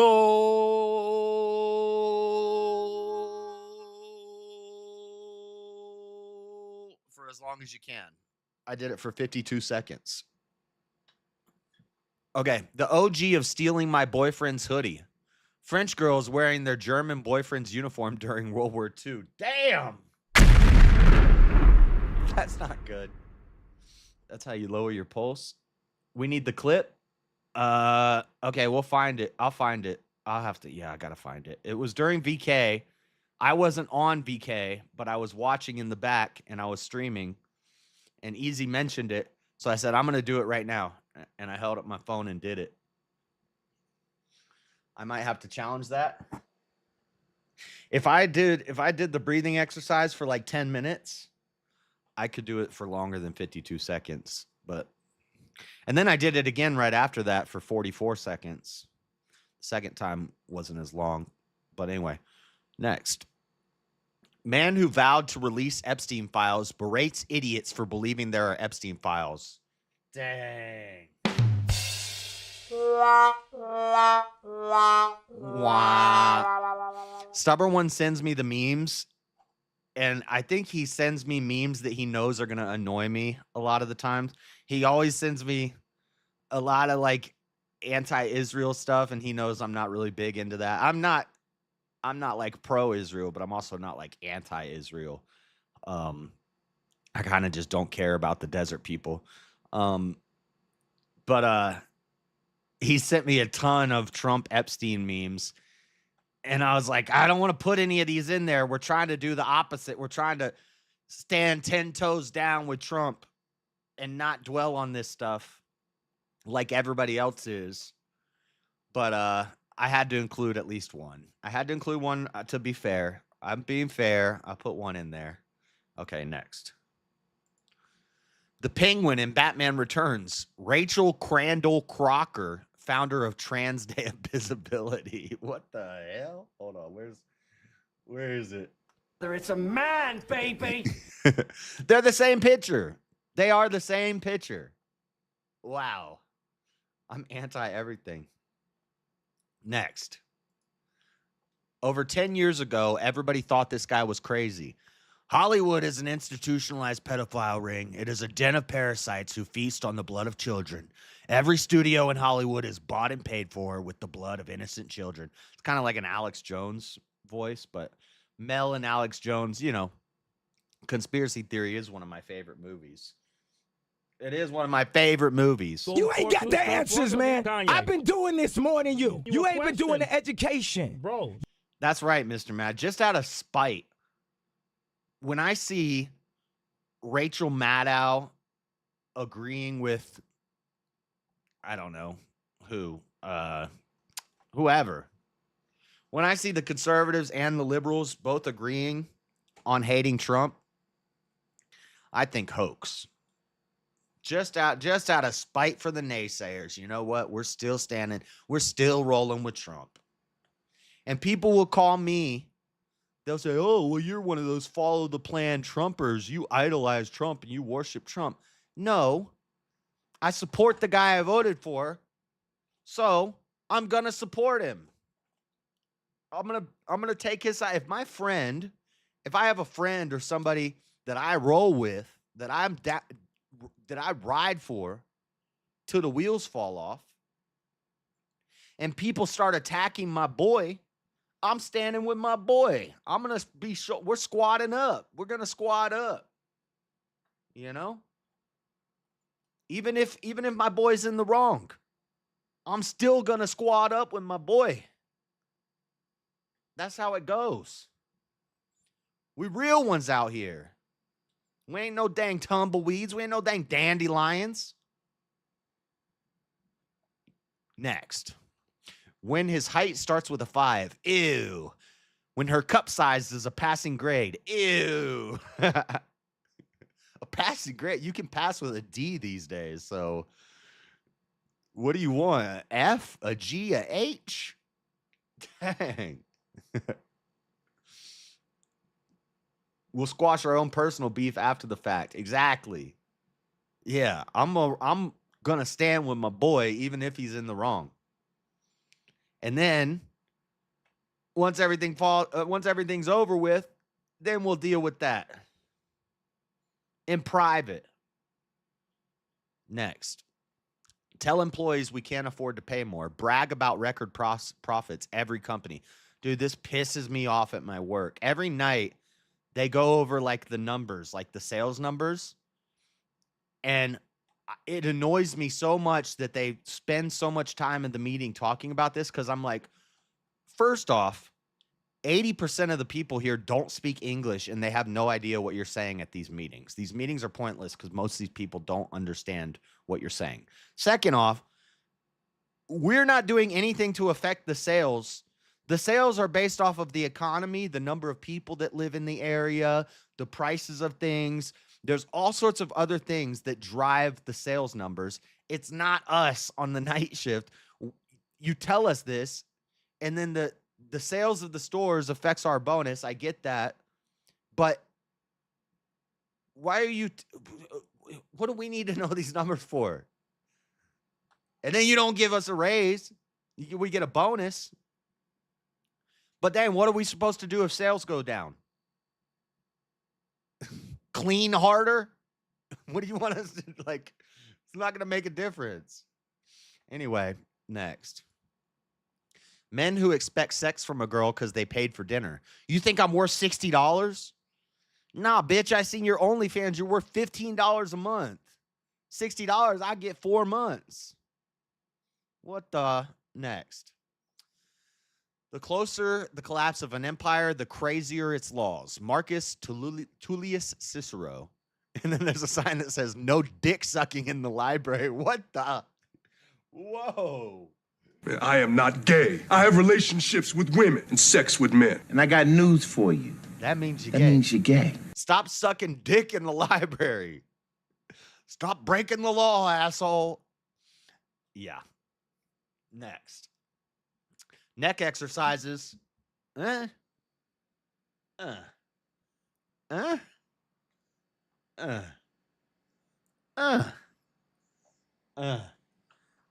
Everybody doing neck exercises with me? I got to go to that library. No, DJ on Paul. Don't go to that library. Why are you gay? Don't go to the library. Beta. Who needs books? Next. No sex in the champagne room. Remember, ladies, men are really interested in your personality. I'm super interested in her personality. Dang. Next. Every summer, fate chooses a CEO for the sacrifice. That's the ritual. Luigi Mangione, Ocean Gate. I don't know what this killer whale one is. Oh, was the CEO of SeaWorld? Did they? I don't know. Were they like a whistleblower? They get marked or something? And then this guy. This is the. We'll do this in rapid fire news. I don't even know who this guy is, but it is funny. You get caught on the kissing cam and you're cheating on your wife. Somebody said Coldplay hasn't dropped a single in over 4 years, but in one night they made 4 singles. This guy, this girl, his wife, and her husband, 4 singles dropped by Coldplay. Due to rising summer temperatures, we will not be accepting boob or sock money. Questionably moist bills are subject to denial. We're sorry, but it's unsanitary. Thank you. I think I agree with that. You know? If you pull in a dang sweaty bill out of your titty sack, that's gross. I don't want to touch that. No. Credit. Next. She bumped my leg and didn't say excuse me, so when I brought it to her attention, she said, your leg shouldn't have been in the way. Well, since you want to be petty, I'm going to be petty. He tied her braid to the chair. Bro, that's so funny. When she gets up, got her. Next. Man arrested for training dog to throw bricks at people ringing his doorbell. And it's a baby mauler. Oh, my God. As if these pit bulls aren't committing enough crimes. Now they're out here throwing bricks at people. I don't know if this is real. Asian news. I don't know if this is real, but it's funny. It's funny regardless. Wrong sound. Explosion. Next. Scientists create a shape-shifting nano-robot that moves like liquid but hardens like steel. Hey, I've seen this one. Isn't that from that movie Terminator? I'll be back. Next. 1,000-Pound Sisters star Tammy Slayton comes out as pansexual. Licking the pans clean doesn't count as pansexual. Tammy. Licking the pans clean does not mean you're pansexual, Tammy. Next. Cleavage is like the sun. If you wear dark glasses, you can look at it longer without the risk of injury. That's true. Thank you. I agree. Next. I invented a new golf ball that will automatically go in the hole if it gets within 4 inches. Note to self, do not carry them in your back pocket. Don't carry them in your back pocket. Next. And there's Anna Luna. That's the last picture. Guys, do you think this is appropriate for a Republican, conservative, Trump-supporting congresswoman? Do you think this is appropriate? This is Anna Paulina Luna. Let me pull something up real quick. This is Anna Paulina Luna. Before we go into I guess we'll just do this in rapid fire news now. But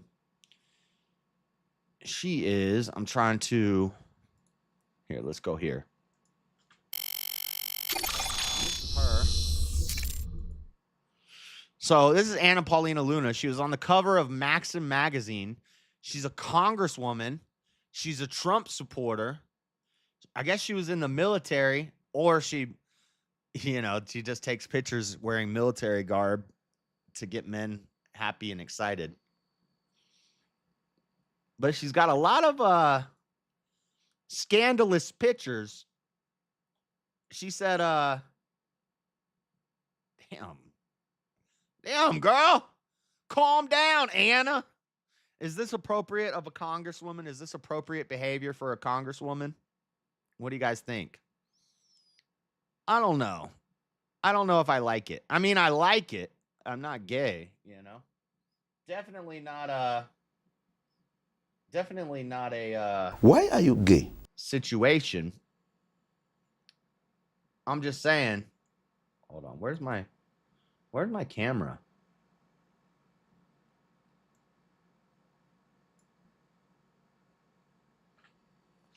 I don't know where my camera is, but anyway, she's going to be making babies with Elon soon. I'd vote for her. Congress or Congress? Hot damn. Is that her emotion? Yes. This is Anna Paulina Luna, MAGA bikini congresswoman. Anna Paulina Luna takes out the garbage. New York Post. What the? I'm just saying, is this appropriate for a congresswoman? She's cute. I think I might have a new favorite besides Lauren Boebert. That's all I'm saying. You know what I'm saying? I don't think women should be in government or politics. But if they are, they should be like this patriot. We need something to look at. All these old congressmen need something to look at while they're in there. Damn, girl. Anna Paulina. What's good? Anyway, I put that in the thumbnail, and that's all I wanted to do is just show you some pictures and see what you guys think. Not a bikini, but it's cheeky. It's a one piece. It's a one-piece bikini. See, at least she's being well, not in this picture, but most of these pictures, it's a one piece. That's kind of conservative, right? Is it appropriate for me to say boing? Yeah, if I had a boing sound effect, I would play it. Yeah, I ain't hating.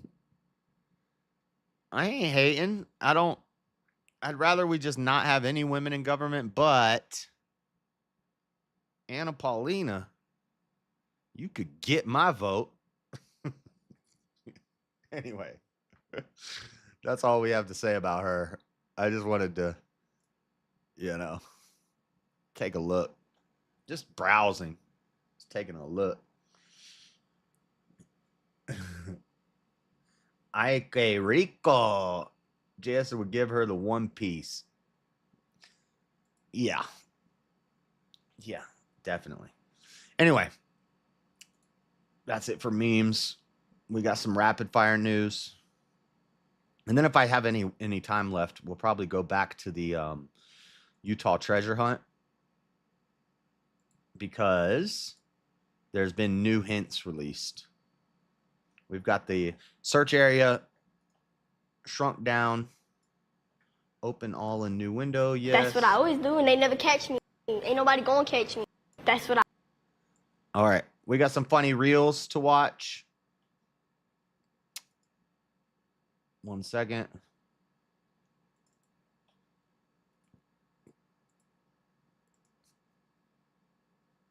One second. We're getting it. All right. Let's watch some funny reels, and then we got a couple of rapid fire news articles to go over. Cash Me Outside. That's my girl. That's Danielle Bergoli. That's my girl. Or I always get Whoa Vicky and Bad Bunny or whatever mixed up. But, these white girls that think they're black. Something about them. I like the feistiness. I like the fire. That's what I always do, and they never catch me. Ain't nobody gonna catch me. Because you're too streetwise? Yup. And all these hoes laughing like so funny. All these hoes laughing like so funny. I love this. I love the babies. The baby shorts with Theo and Joe Rogan, and this one's so funny to me. Look at Dr. Phil baby. Talking about the audience, that they're laughing at her. Did you say the hoes are laughing? Yep. The hoes are laughing? So the audience are a bunch of hoes? Yep.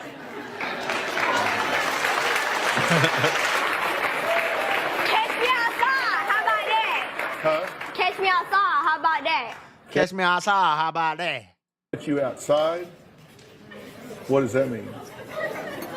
What I just said. That's what I always do, and they never catch me. Ain't nobody gonna catch. Ain't nobody gonna catch me. How about that? That's right. The Americans tell lies. Each day our forces grow stronger. Each day we move closer to our goal of driving the infidel... What are they? Nothing. Carry on. Driving the infidels from our motherland. We are not afraid to... Are they subtitles? They are, aren't they? No. Well, what do I need subtitles for? Can't you understand what I'm saying?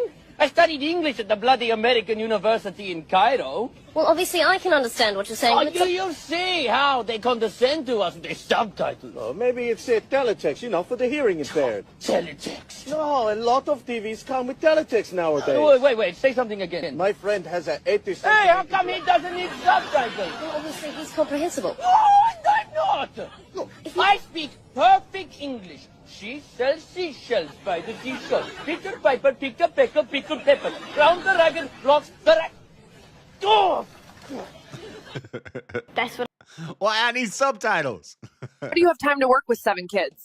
I don't work. My kids are on disability. They have ADD. What's that, all different daddies? How do you have time to work with 7? ADD, all different daddies. You got ADD, you got all different daddies. Yo, this is so funny. I've watched this like 10 times. You just got to replay it a couple times. How do I put it on replay? Because it's going to go to the next one. I need it to just keep playing on a cycle. This is so funny. Watch this. I don't know if this is real or AI. It looks real, though. Boom! They all fall in. As soon as I don't know if that's real, but... Boom! And then the tidal wave. And then they all bust in. Okay, now we got a female comedian here making fun of Vietnamese ladies at the nail salon. I got this in here just because she does a really good Vietnamese lady impression. As soon as I walk in, they greet me right away. Hi, honey, what you need today? Can I get my nails done? Okay, honey, do you lie pedicure too? No, just my nails. Honey, why you don't lie? Pedicure, it may look nice. It's so sexy. It's better for you. Oh, all right, sure, then I'll get a pedicure too, thanks. Okay, honey, sit down. Number 6, my Ling, she do for you. Good job. Only $20, but that's okay, sit down. You have boyfriend?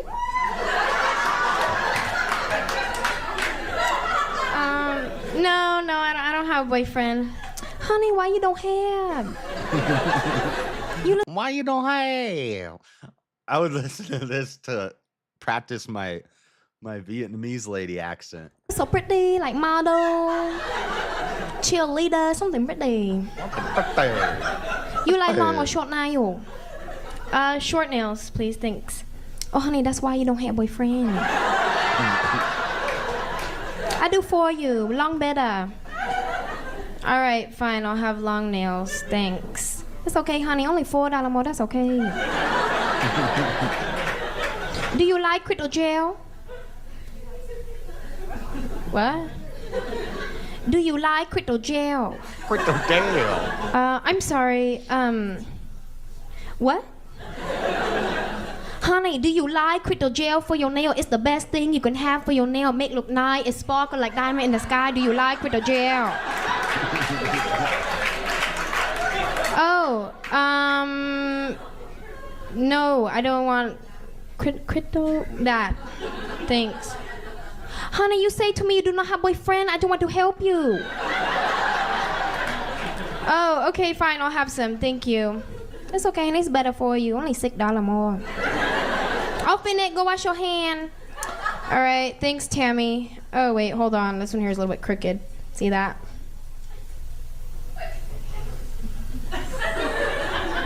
No, honey, that your finger do like that. That's funny, because my finger didn't do like that before I came in here. It's okay, honey. Don't worry. I fix it for you. Don't worry. Chúc mừng năm mai bồng nem xe lắm tiền kìa lo món cho món xong để làm cầm tía trong năm món xong để làm cầm chị để. Oh, she said you look so pretty. They're talking trash in a foreign language. Your ass leave out. And this is the last one. This is pretty funny. It's hard to understand what the mom says, but she says, your ass better come back in this house the way you're leaving. Because he's leaving sober. Your ass better come back in this house the way you're leaving. Watch what he does. Out this house is how the you better come back. Hold on. Your ass leave out this house is how the you better come back. Hold on. Wait, you mean to tell me that this is not Ray and Chloe in these two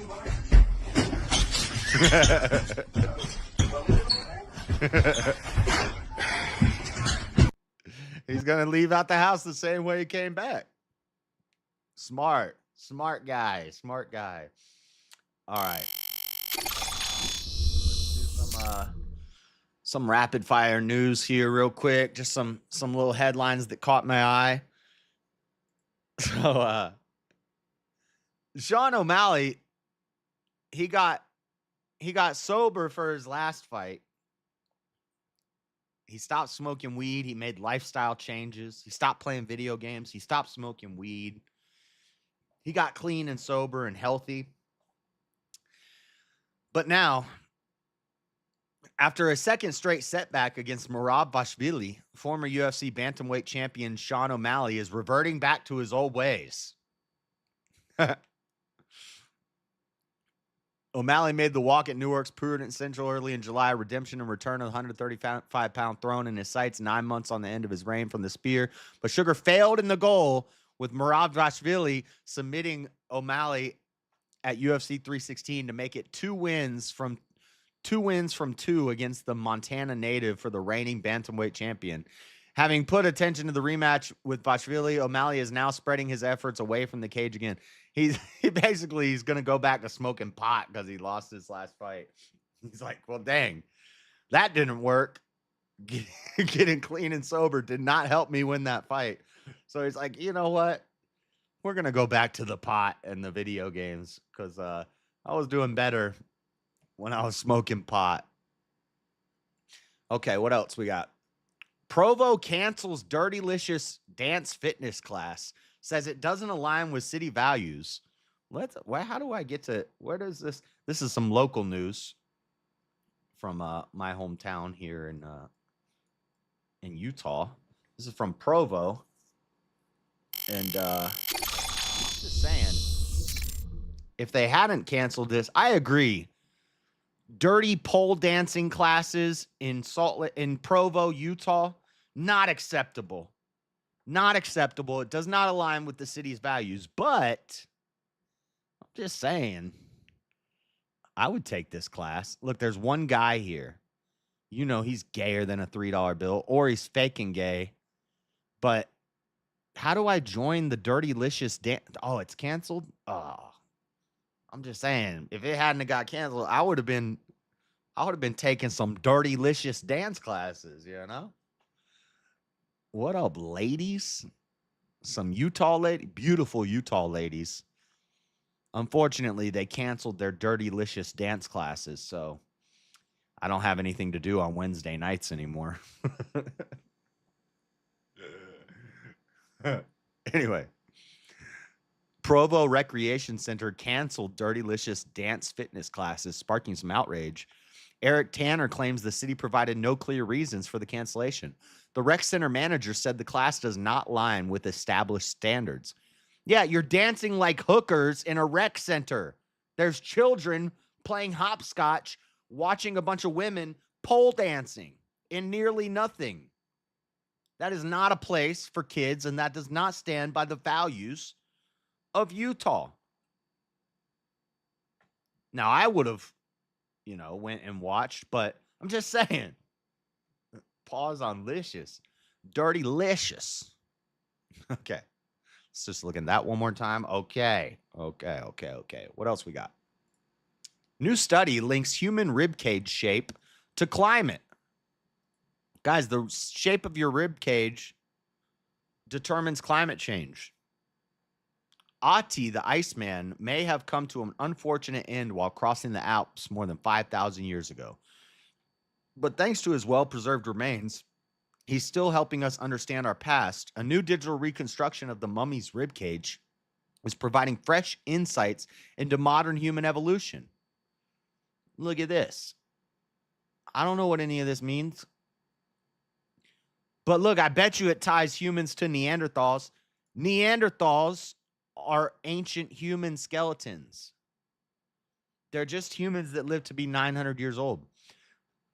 What did the team find? Fossilized rib cages from early H. sapiens include those from Nazlet Kater 2, Ohalo 2H2, and Doni Vestonis 13 have characteristic rounded or globular portions typical of modern humans. This consistent shape suggests a shared fundamental thoracic structure within our species. How the climate shaped us. Additionally, the size and specific shape of these rib cages appear to be tied to climate. Individuals living in warmer, more temperate climates, such as those represented by the Nazlet Kater 2 and Ohalo 2H2 fossils, tended to have similar, more cylindrical rib cages. But earlier humans in colder environments like Doni Vestonica 13 possessed larger, broader ones, which could have been an adaptation to their cold surroundings. So your skin color, the shape of your rib cage is determined by climate. Who would have guessed? I did. I've been saying it forever. It's not about genetics. It's about the environment you live in. That's what shapes your skin color, the way you look, your squinty eyes, how big your forehead is, your bone structure. It's due to climate. In what region and what time period, and food availability, the types of food you eat in different areas. That's why some of those people have weird feet. It's not because they evolved from monkeys. It's because they're climbing trees all the time. Anyway, climate change ribcage. Check this out. Remember our Halloween episode? We talked about the real life Annabelle doll. Every year in October, we do spooky show. We do a spooky show where we do real life ghost stories, poltergeists, serial killers that were crazy. You know, we talked about like the Amityville, the real life story behind the Amityville horror, the real life story behind Annabelle doll. Well, breaking news this week, some guy took the real life Annabelle doll, which is in the real life what's the family's name, Mr. Mad? You know, the husband and wife couple that are based on the movie, that whole movie series of The Conjuring, Annabelle. That couple is based on a real life couple that does like paranormal investigation, and they have like a museum in their house of like cursed oddities. And the Annabelle doll is a real doll that's like locked up in a glass case. Well, this guy took the doll on a tour of the nation, was like driving around with the doll, and he ended up dead. He woke up dead. Dan Rivera, a paranormal investigator from Bridgeport, Connecticut, died unexpectedly over the weekend, according to the New England Society for Psychic Research. TMZ reports that paramedics and firefighters responded to the hotel where he was staying Sunday night, and dispatch logs show CPR was performed on a man the same age as Rivera, 54. His cause of death is not yet known. Dan truly believed in sharing his experiences and educating people on the paranormal. His kindness and passion touched everyone he knew, blah, blah, blah. According to the website, Rivera, their senior lead investigator, was also a U.S. Army veteran, expert on the rites and rituals of Santeria. Website said that he was introduced to haunting phenomenon at early age, witnessed paranormal events occurring in his house. He was on the Devil's Run tour with the infamous Annabelle doll, a subject of the Conjuring movies. Infamously haunted Raggedy Ann doll, given to a student nurse in 1968. Almost immediately, the roommates noticed strange occurrences with the doll and were introduced to a medium who told them the doll was inhabited by the spirit of a young girl named Annabelle. The doll was eventually housed in a glass box to contain the evil spirit entity. Annabelle's 3-day stop in Gettysburg, Pennsylvania from Friday to Sunday afternoon drew completely sold-out crowds, organizers told the Evening Sun. Paper described Rivera as full of charisma as he joked with the visitors. And then he died. He took the Annabelle doll on a road trip, and he ended up dead. What does that tell you? Where's my... Don't be playing with dang haunted dolls. That's all I'm saying. All right, let's look at this. Coldplay's Kiss Cam finds mortified tech CEO and alleged HR chief mistress. So I don't think this is that big of a story. That's why it's in rapid fire, but it blew up on social media like overnight. This was like the most posted about thing. The CEO at a Coldplay concert with a mistress, they do the Kiss Cam, and then they realize that they're on the camera and they're like, oh shit, and they start hiding their faces and stuff. He's come out with an apology letter to his family. But let's watch this. All right, come on. You're okay? Yeah. Oh, look at these two. All right, come on. You're okay? Oh, what? Either they're having an affair or they're just very shy. They're definitely having an affair. Now that footage went viral really quickly, and people on the internet are convinced that they are actually having... Okay, this is from TMZ, I think. We can't play it, but apparently they were having an affair, and he came out with an apology letter. I think I don't have it in here. Coldplay fan who filmed the now viral Kiss Cam scandal has broken her silence. Grace from the film the moment the cameras apparently exposed cheating tech tycoon and his head of HR. Human resources? The head of HR is sleeping with the CEO? I don't know. I don't think you're allowed to do that. I think HR says that you're not supposed to do that. The couple identified as astronomer CEO Andy Byron and the firm's chief human resources officer Kristen Cabot scrambled to hide their faces when an image of them getting cozy appeared on the big screen at Gillette Stadium near Boston Wednesday night. Ms. Springer told The Sun she did not intend to out anyone, but stands by sharing the footage on TikTok. I had no idea who the couple was. Just thought I caught an interesting reaction to the Kiss Cam and decided to post it. Nice.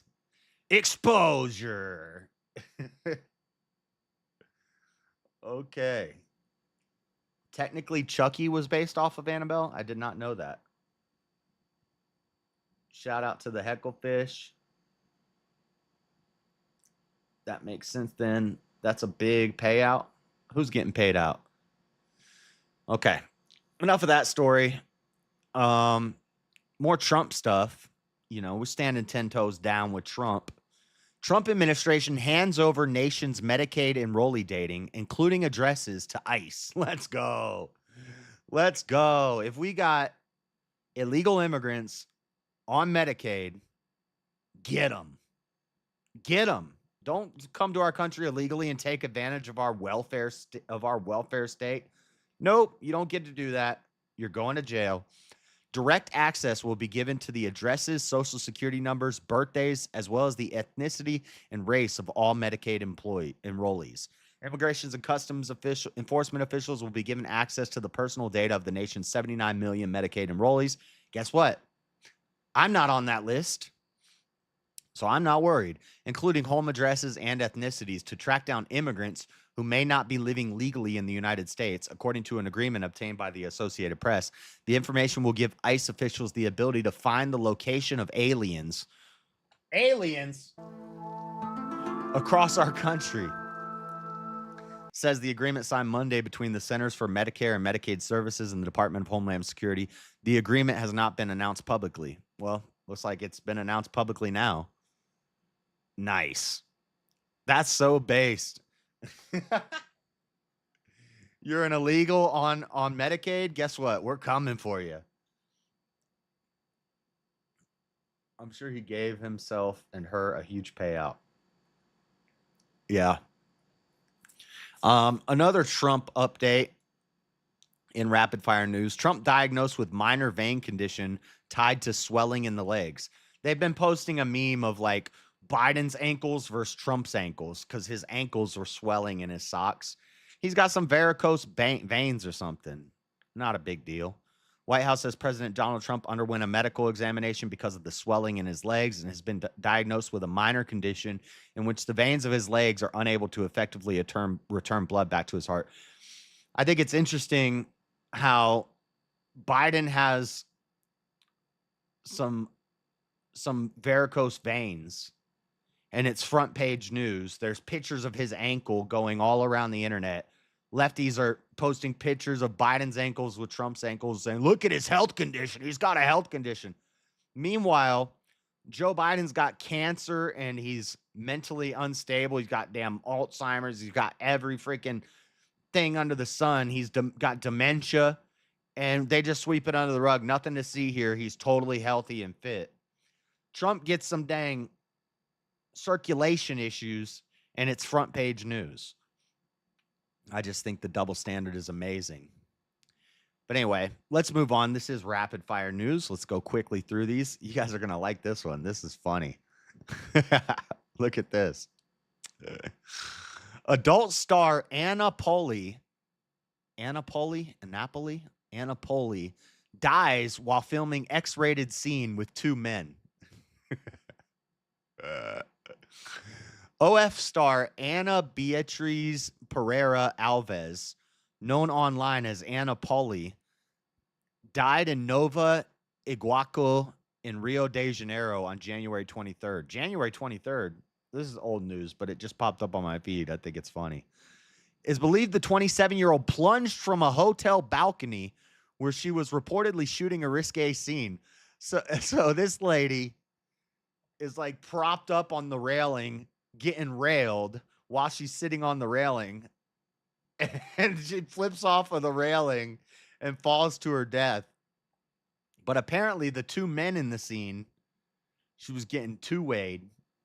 She was doing airtight on a hotel railing, and she flipped off in Brazil. She dead. Ain't no sense praying for her no more. She gone. But the two men have given alternate stories about her cause of death. I don't know, man. She could be a lady boy. Can you imagine you're getting two-wayed by two guys and you flip off the railing and you die? Subscribe to her OnlyFans. Not anymore. She dead. Anyway, last little story here. This is how you know that hating Israel is not the way. It's not the way. MAGA acolyte Marjorie Taylor Greene votes alongside Rashida Tlaib and Ilhan Omar to cut U.S. funding to Israel. Listen, I get it. I don't want to be funding Israel a bunch either, but I'm not going to vote alongside Ilhan Omar and Rashida Tlaib on anything. Nope, not going to do it. House of Representatives rejected cutting $500 million in U.S. funding for Israel hours after bombing the Holy Family Catholic Church in Gaza. So, and this was voted 422-6 to reject MTG bid to cut missile defense. So, 422 of them rejected it. 6 of them agree with it. And I guess Ilhan Omar and I don't know. Maybe it's probably good to cut some funding to Israel, but when you're the only people voting for it are MTG, Ilhan Omar, and Rashida Tlaib are 3 out of the 6, I'd probably vote against it too, because I don't think any of those 3 names should be in our government, including MTG. Remember when she wore that clown outfit to the State of the Union address? She looked like a clown. It was embarrassing for MAGA. I don't care if Mama MTG, no, cut it out. This is not what we need. Does not help us. Cut funding to Israel, but obviously this is probably a garbage bill if MTG, Rashida Tlaib, and Ilhan Omar, the brother effer, are are agreeing on something, nah, that is not the way. Anyway. And then I had Anna Paulina Luna. We already talked about her. But that's it for the rapid fire news, ladies and gentlemen. That's all the news I got. Shout outs to Gil Hicks from Mallrats. I don't know who that is, but we're not going to go much longer today. I just wanted to pull up the new hints on the Utah treasure hunt. We were supposed to work on it this weekend, and I forgot to do it. None of these guys that come on my channel now want to help me solve this, Mr. Mad. They're not helping me to win all this money. Mr. Mad was helping me solve it. We have new hints, though. I need to find the new hints and add them to my folder. New hints. Utah treasure hunt. Utah treasure hunt is on. Where's the new hints? The news, I read it on the news, and now I can't find it. Utah treasure hunts, break down the riddle. That's 2024. 2025 update. 6th annual treasure hunt begins. Okay, here's the new hints. Usually the first hint that they do is one of these squares to narrow down the search area. And if you remember the Google Earth, the pins that we've dropped, is it going to show me my pins? Show me my pins. Where are my pins? I don't see my pins. Where are my pins? Add a placement mark, file, edit. What happened to all my pins? Anyway, most of our pins were in Payson. That was the area that we were looking in, and that is within the search area. We had one area down. We had one pin down in St. George. We can eliminate that one now because we narrowed the search area down. Payson and Eagle Mountain is in there, which is where I was looking last year also. But we got hint 1. New boundaries on the map. Hint 2, on the 6th line, when you play peekaboo with the pharaoh, the word pharaoh is referring to a natural landmark you will see on the trail. So I found this. Utah features a unique geological area in the Henry Mountains area known as Little Egypt, characterized by a collection of sphinx-shaped rocks formations. So we need to find that on Google Earth. But where are my pins? How do I pull up?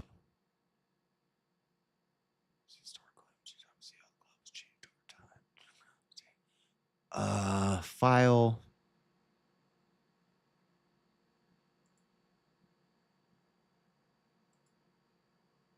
This file. Okay, here we go. Okay, there's my pins.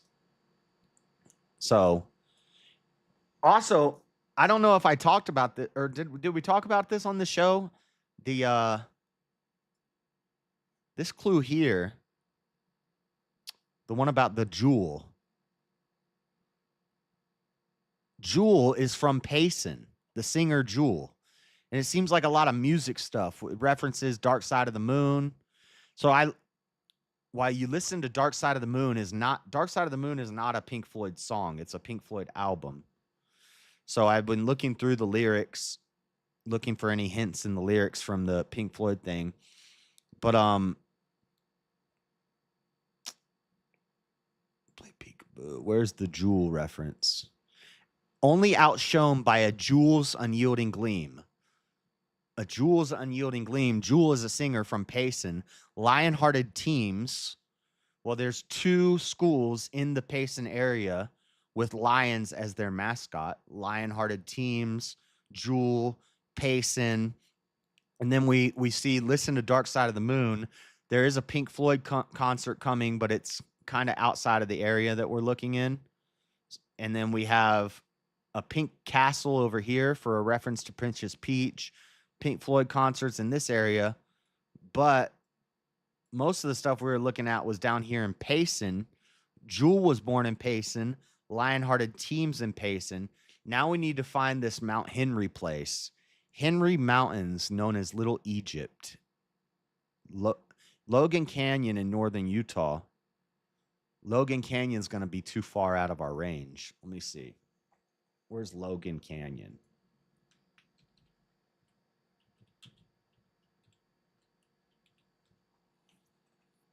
So this could be a reference to the Sphinx.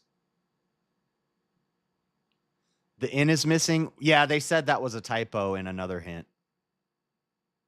Canyon Entrance Park. Let me drop a pin here.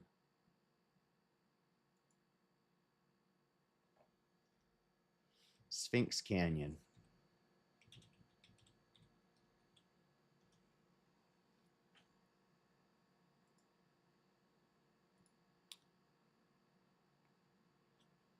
Problem is this in our search area? I think it's out of our search area. Let me see. Layton, Morgan, Ogden, North Ogden. It ends between Ogden and North Ogden. Yeah, the end of the boundary is here. This Sphinx Canyon is way up here. It's out of our search area. But that was something I was looking at. Yeah, here's the clues, Mr. Mad. Begin your search where fabled words resound. Before the standing stairs and kings were crowned. We looked into standing stairs, but they're down in St. George. There is a place called Standing Stairs National Monument or something, but it's in St. George, which is way out of our area. Trace the steps of the Lion-Hearted Team. So I was thinking of schools that had lions as the mascot. We found 2, and they're both in Payson, only outshone by Jules and Yielding Gleam. Jewel, the singer, is from Payson. So those 2 tie in. If you get lost, follow the arrow. We need to work on that one. I haven't figured out what that could mean. As you play peekaboo with the Pharaoh. So I was looking at, in this place, we did a street view. There's a pyramid here that somebody built.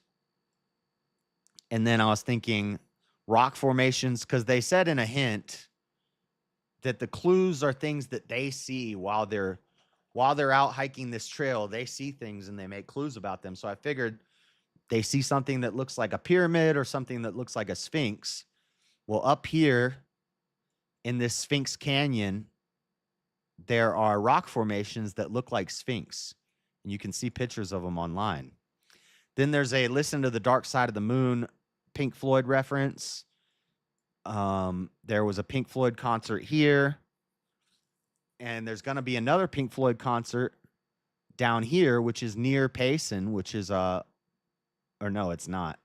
These are both in northern Salt Lake. Whereas a lot of our Payson stuff, Payson is way down here. But yet the Pink Floyd concerts are up here. So I was thinking maybe Pink Floyd. Then there's a reference to Princess Peach, Pink Floyd. There's a pink castle here. If we zoom in, Utah Trails. This is a pink castle here in Utah. If we looked at Street View, it's like they call it the Pink Castle. So I thought maybe that's something. And then what other hints do we have? Peekaboo, like a mountain peak. As you play peekaboo with the Pharaoh. Yeah, it's spelled P-E-E-K. As you play peekaboo with the Pharaoh. Yeah, that one's an interesting one. Store all these new memories inside the bank. Maybe a riverbank, probably a riverbank. Probably not like a Wells Fargo in the middle of a trail. Because these are usually on hiking trails. They put them on hiking trails. Store all these memories inside the bank. So I'm maybe a riverbank, probably near a riverbank. Are there brothels there? No. A pink castle. No, there's no brothels in Utah. But stay far from the edge when you walk the plank. Maybe there's some sort of dock that goes out into a river. Whistle with Princess Peach this simple tune while you listen to The Dark Side of the Moon. The treasure is near. Now check if you're alone and discover the chest between two stones. Okay, the hunt goes on for treasure hunters looking for. We already watched this last week, but the new hints are the square to lower the search area, because we were looking way. At first it could be anywhere in Utah, but then they give you a square to narrow it down. It's usually all in the Wasatch, always in Utah County in the Wasatch Valley in this little search area right here. Hint number 2, on the 6th line, when you play peekaboo with the pharaoh, the word pharaoh is referring to a natural landmark you will see on the trail. So I'm thinking it's something that looks like a sphinx. And we know we do have those in Utah, structures that look similar to sphinx, but they're too far up north. So we'd have to find one in this search area. If we find one near Payson, near a riverbank, then we're getting very close. So we're narrowing down the clues. I'm going to have to do some extensive Google Earthing one of these days on a stream. When we hid the chest this year, John measured the distance from the trail to the chest as 29 paces, approximately 30 to 50 feet off of the trail. So there's a trail 50 feet off the trail in between two stones is where the thing is. There are corrections. Princess missing an N is a typo. Jewels should be jewels with an apostrophe, as in showing possession. It's not uppercase, but their singer named Jewel did come from Payson. I think that's a good. And now we have new hints. We have new hints that just released. I have not seen these hints yet. Music is the central theme. We already figured that out. We figured that out before they even said it. They figured it out on Reddit. We figured it out from reading the hints. Music is the theme. That's why I say Jewel is a reference to Payson. There's more beneath the surface than meets the eye at first glance. We need to type that into like a lyric search, because if that's like a lyric search, if there's like lyrics that match that, because sometimes the hints have hints within the hints. Lyrics. Kamikaze, beneath the surface lyrics. There's more to me than what meets the eye. Lowell Priestley, beneath the surface. Drive-by truckers. A blessing and a curse. There's more here than meets the eye. Beneath the surface. Love song. Joshua Hislop. Because if we're talking music, maybe there's a hint in there. There are no secret double meanings on line 5. Let's see. What's line 5? 1, 2, 3, 4, 5. If you get lost, just follow the arrow. There are no secret or hidden meanings in line 5. So basically, we're either looking for an arrow on the trail, a sign with an arrow on it, or a physical landmark that looks like an arrow. Or sometimes in Utah, they make like rock outcroppings in the mountains of different shapes and stuff. People will go out there and they'll like use rocks to make, maybe somebody made an arrow somewhere. Like there's a bunch of U's in the mountains. So there's no hidden meaning. It's just an arrow. You're actually looking for an arrow on the trail, whether it be a landmark or a sign with an arrow on it. Okay, that's a good hint.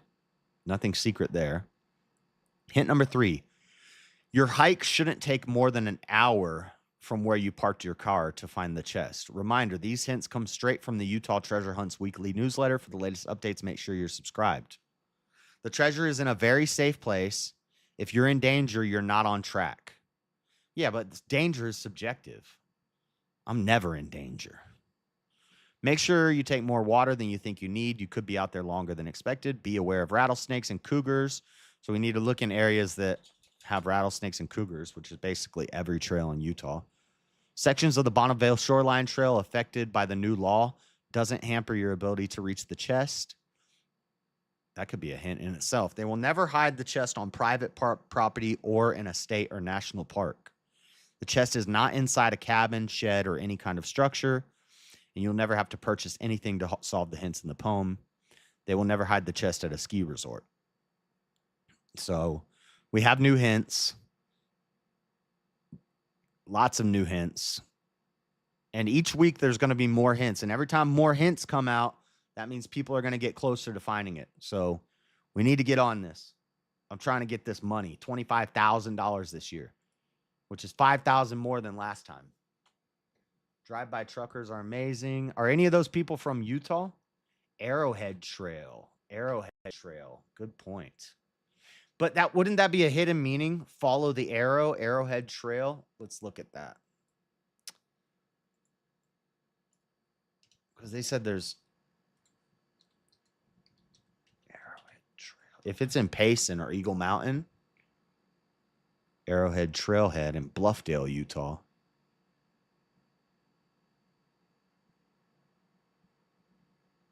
Jordan Basin and Bluffdale. Let's pin this. Follow the arrow. Is this in Payson?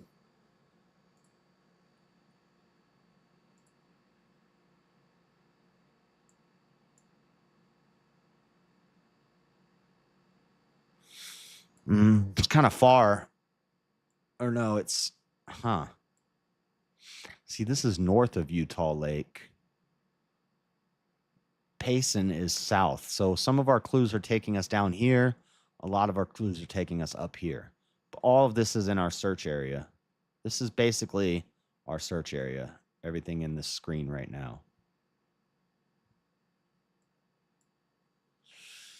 So Arrowhead Trailhead is here. Arrowhead Park in Murray, Utah.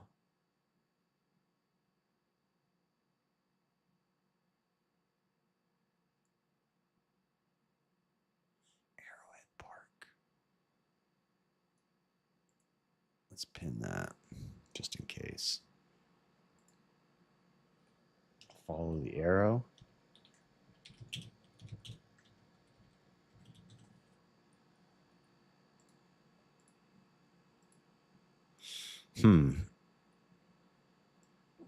It's in Pyramid of Pharaoh, follow the arrow. I don't know. We need to narrow this down. So far, the area that had the most hits to me was Payson. In like the same area. But I don't want to be distracted, so we kind of got to look through all of this. It should point to something. How do you follow that arrow? Right. I mean, it could be, but they said no hidden meanings. So I wouldn't think it's like the point of the mountain, of a mountain or something like that. Music, there's more beneath the surface than meets the eye at first glance. I don't know, but I've got to leave you guys kind of early tonight. Because like a little sign with an arrow on it. Yeah. We're going to work on this more. Mr. Mad, you need to come by on like a Saturday night and help me with this. I need you. Reddit, subreddit, Utah. There's a lot of, I don't like Reddit, but there's a lot of, do not try to bend the poem toward a theme. Instead, only try to realize the truth. There is no theme. Well, there is a thing. They said the theme is music. See, I need to go what is this? Oh, these are all the hunt locations. 2020 was the Rocky Mountain Trail in Sandy. 2021. So it looks like it's always north of Utah Lake. It's always been north of Utah Lake. It's never been south of Utah Lake. And all the both last time I did this and this time, I'm always getting pointed towards. Oh no, wait. Utah Lake. Yeah, this is Utah Lake. I always end up looking down here. And then last year I was also looking in Eagle Mountain. I had a lot, not last year, but 2 years ago, I had a lot in this area of things going off, and it ended up not being there. 2023 was the year that we were doing it. We were working on it. And it ended up being up here, and I was looking down here. 2023, it was in Mueller Park Trailhead in Bountiful. 2024, we missed it. And it was in Grove. It was in Pleasant Grove. 2023 was the first year that I got into this. 2024, I missed it. But all of this stuff is on trailsutah.org. If you want to look into it, just Google Utah Treasure Hunt, and you can go through all the news reports. You can go to the Utah Treasure Hunt webpage. You can go to trailsutah.org to see the new hints. You can follow them on Instagram, and there's a lot of people on Reddit working on this. All right. We got gifted memberships. Let's go. I've been broke my whole life. Now money right. Lizard Tree and Mosman. Lizard Tree. I don't know who Lizard Tree is, but cool. I wanted a map of the previous shits and clues and solutions of the previous shits. You can find them all. You can find all the previous clues on this website, on UtahTreasureHunt.com to find all, or on Instagram. If you find this guy on Instagram, John, whatever his name is, you can see all the past clues.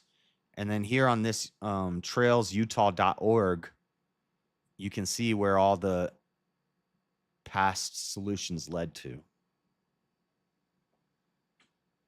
We were way off when we did it last time. Yeah, I know. I was about to take a train and go search in Eagle Mountain, and it was way up here. I met her the other night at TML. She's very nice. Cool.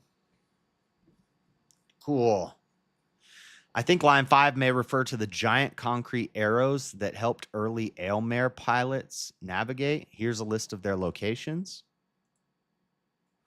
Utah, 11 arrows and 30 beacons. See, this is what I was talking about. They're actually like arrows that they put, like, look at that. Look at that. Look at that arrow. And there's a bunch of these. They're aviation navigation arrows. So if I zoom out,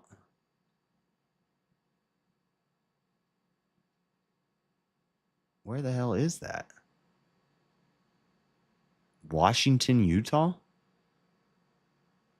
I don't even know where Washington, Utah. Oh, that's way too far south. We need to get way up here. Are there any of them in the search area?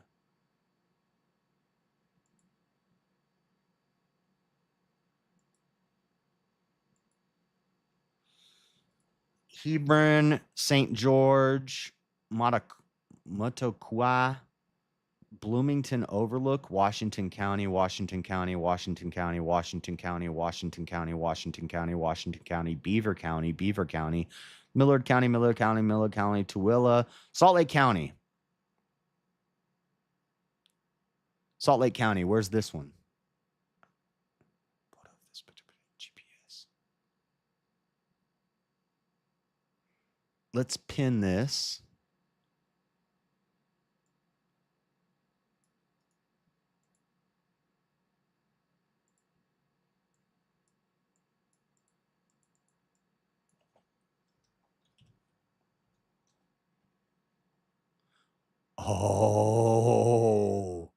Oh, that's very close to Payson.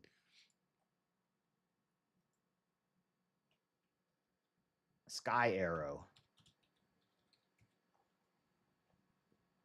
And I forgot to link this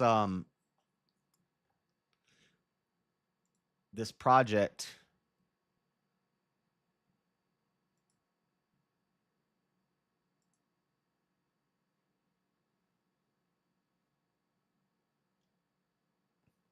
I don't think that Easy's wife's email is a secret, but it just showed on the screen because I sent him some shorts that I made. But let me see. I'm trying to share this. Copy link. Done. Put it in the Discord. All right. I'm going to put it in the welcome page. That's my Google Earth project. If you guys want to see the pins I've made so far. If you want to, I don't know if you can add pins to it, if it'll let you. If you want to add pins to it, if you have any ideas, you can, but don't clutter it with nonsense. Like, try to get me some good pins. But so here's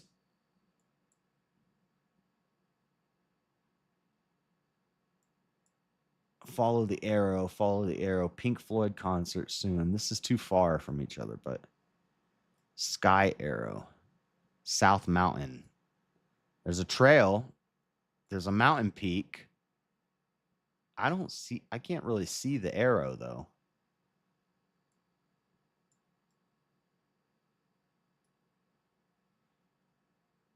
South Mountain, Latimer Point. Where's the closest trailhead though? Like, is this just a construction road? We need to find a trailhead. South Mountain, Harriman, Utah.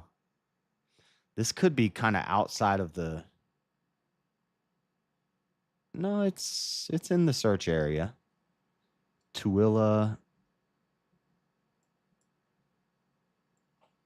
Wasatch, Wing and Clang, Cedar Valley Airport. We would need to find a parking lot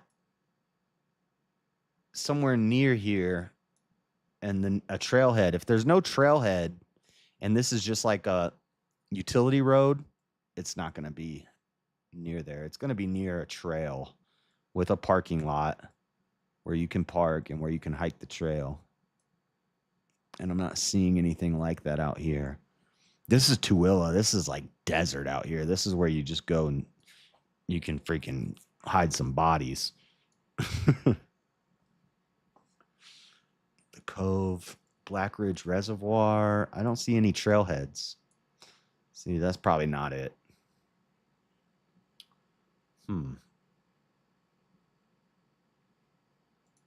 But anyway.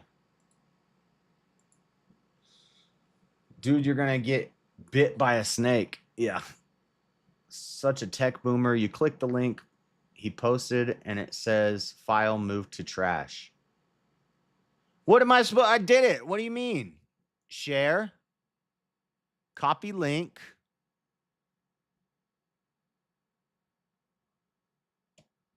Discord. It's the same link. What do you mean? When I click the link, it does this. It takes me to it. Link works for me. This is what I get when I click the link. Why is the link not working for you? Maybe you're the boomer. You're the boomer. Anyway, I got to go to the bathroom and then I got to walk Echo. So I'm going to head out, guys. Let me see if there's somebody I can rage over to. Transition. We just transitioned. The link is only valid for you? What the heck? All right, I'll figure out how to fix it. I'll figure out how to fix it at some point. Let me see who I can raid.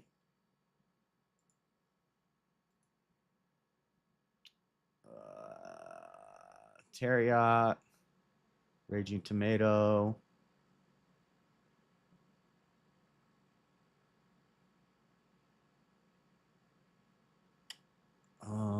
I don't see. Usually, we've just been doing easy. If I'm live at night, send you over to him, but I'm not seeing him. So I'll send you over to Raging Tomato. And I got to go, guys. I got to go to work. I got to walk my dog and go to the bathroom. So I'll see you later. Thank you guys for hanging out. God bless you. I'll see you in the morning. We got some more Chronicles to read. File moved to trash. That's the step you missed. When you bring up the share link, you need to change the general access drop down to permit view for others. Okay, I'll fix it. I'll fix it and put a new link in there. But thank you guys. God bless. Thanks for hanging out. I'll see you in the morning. Have a good one. We out. Peace.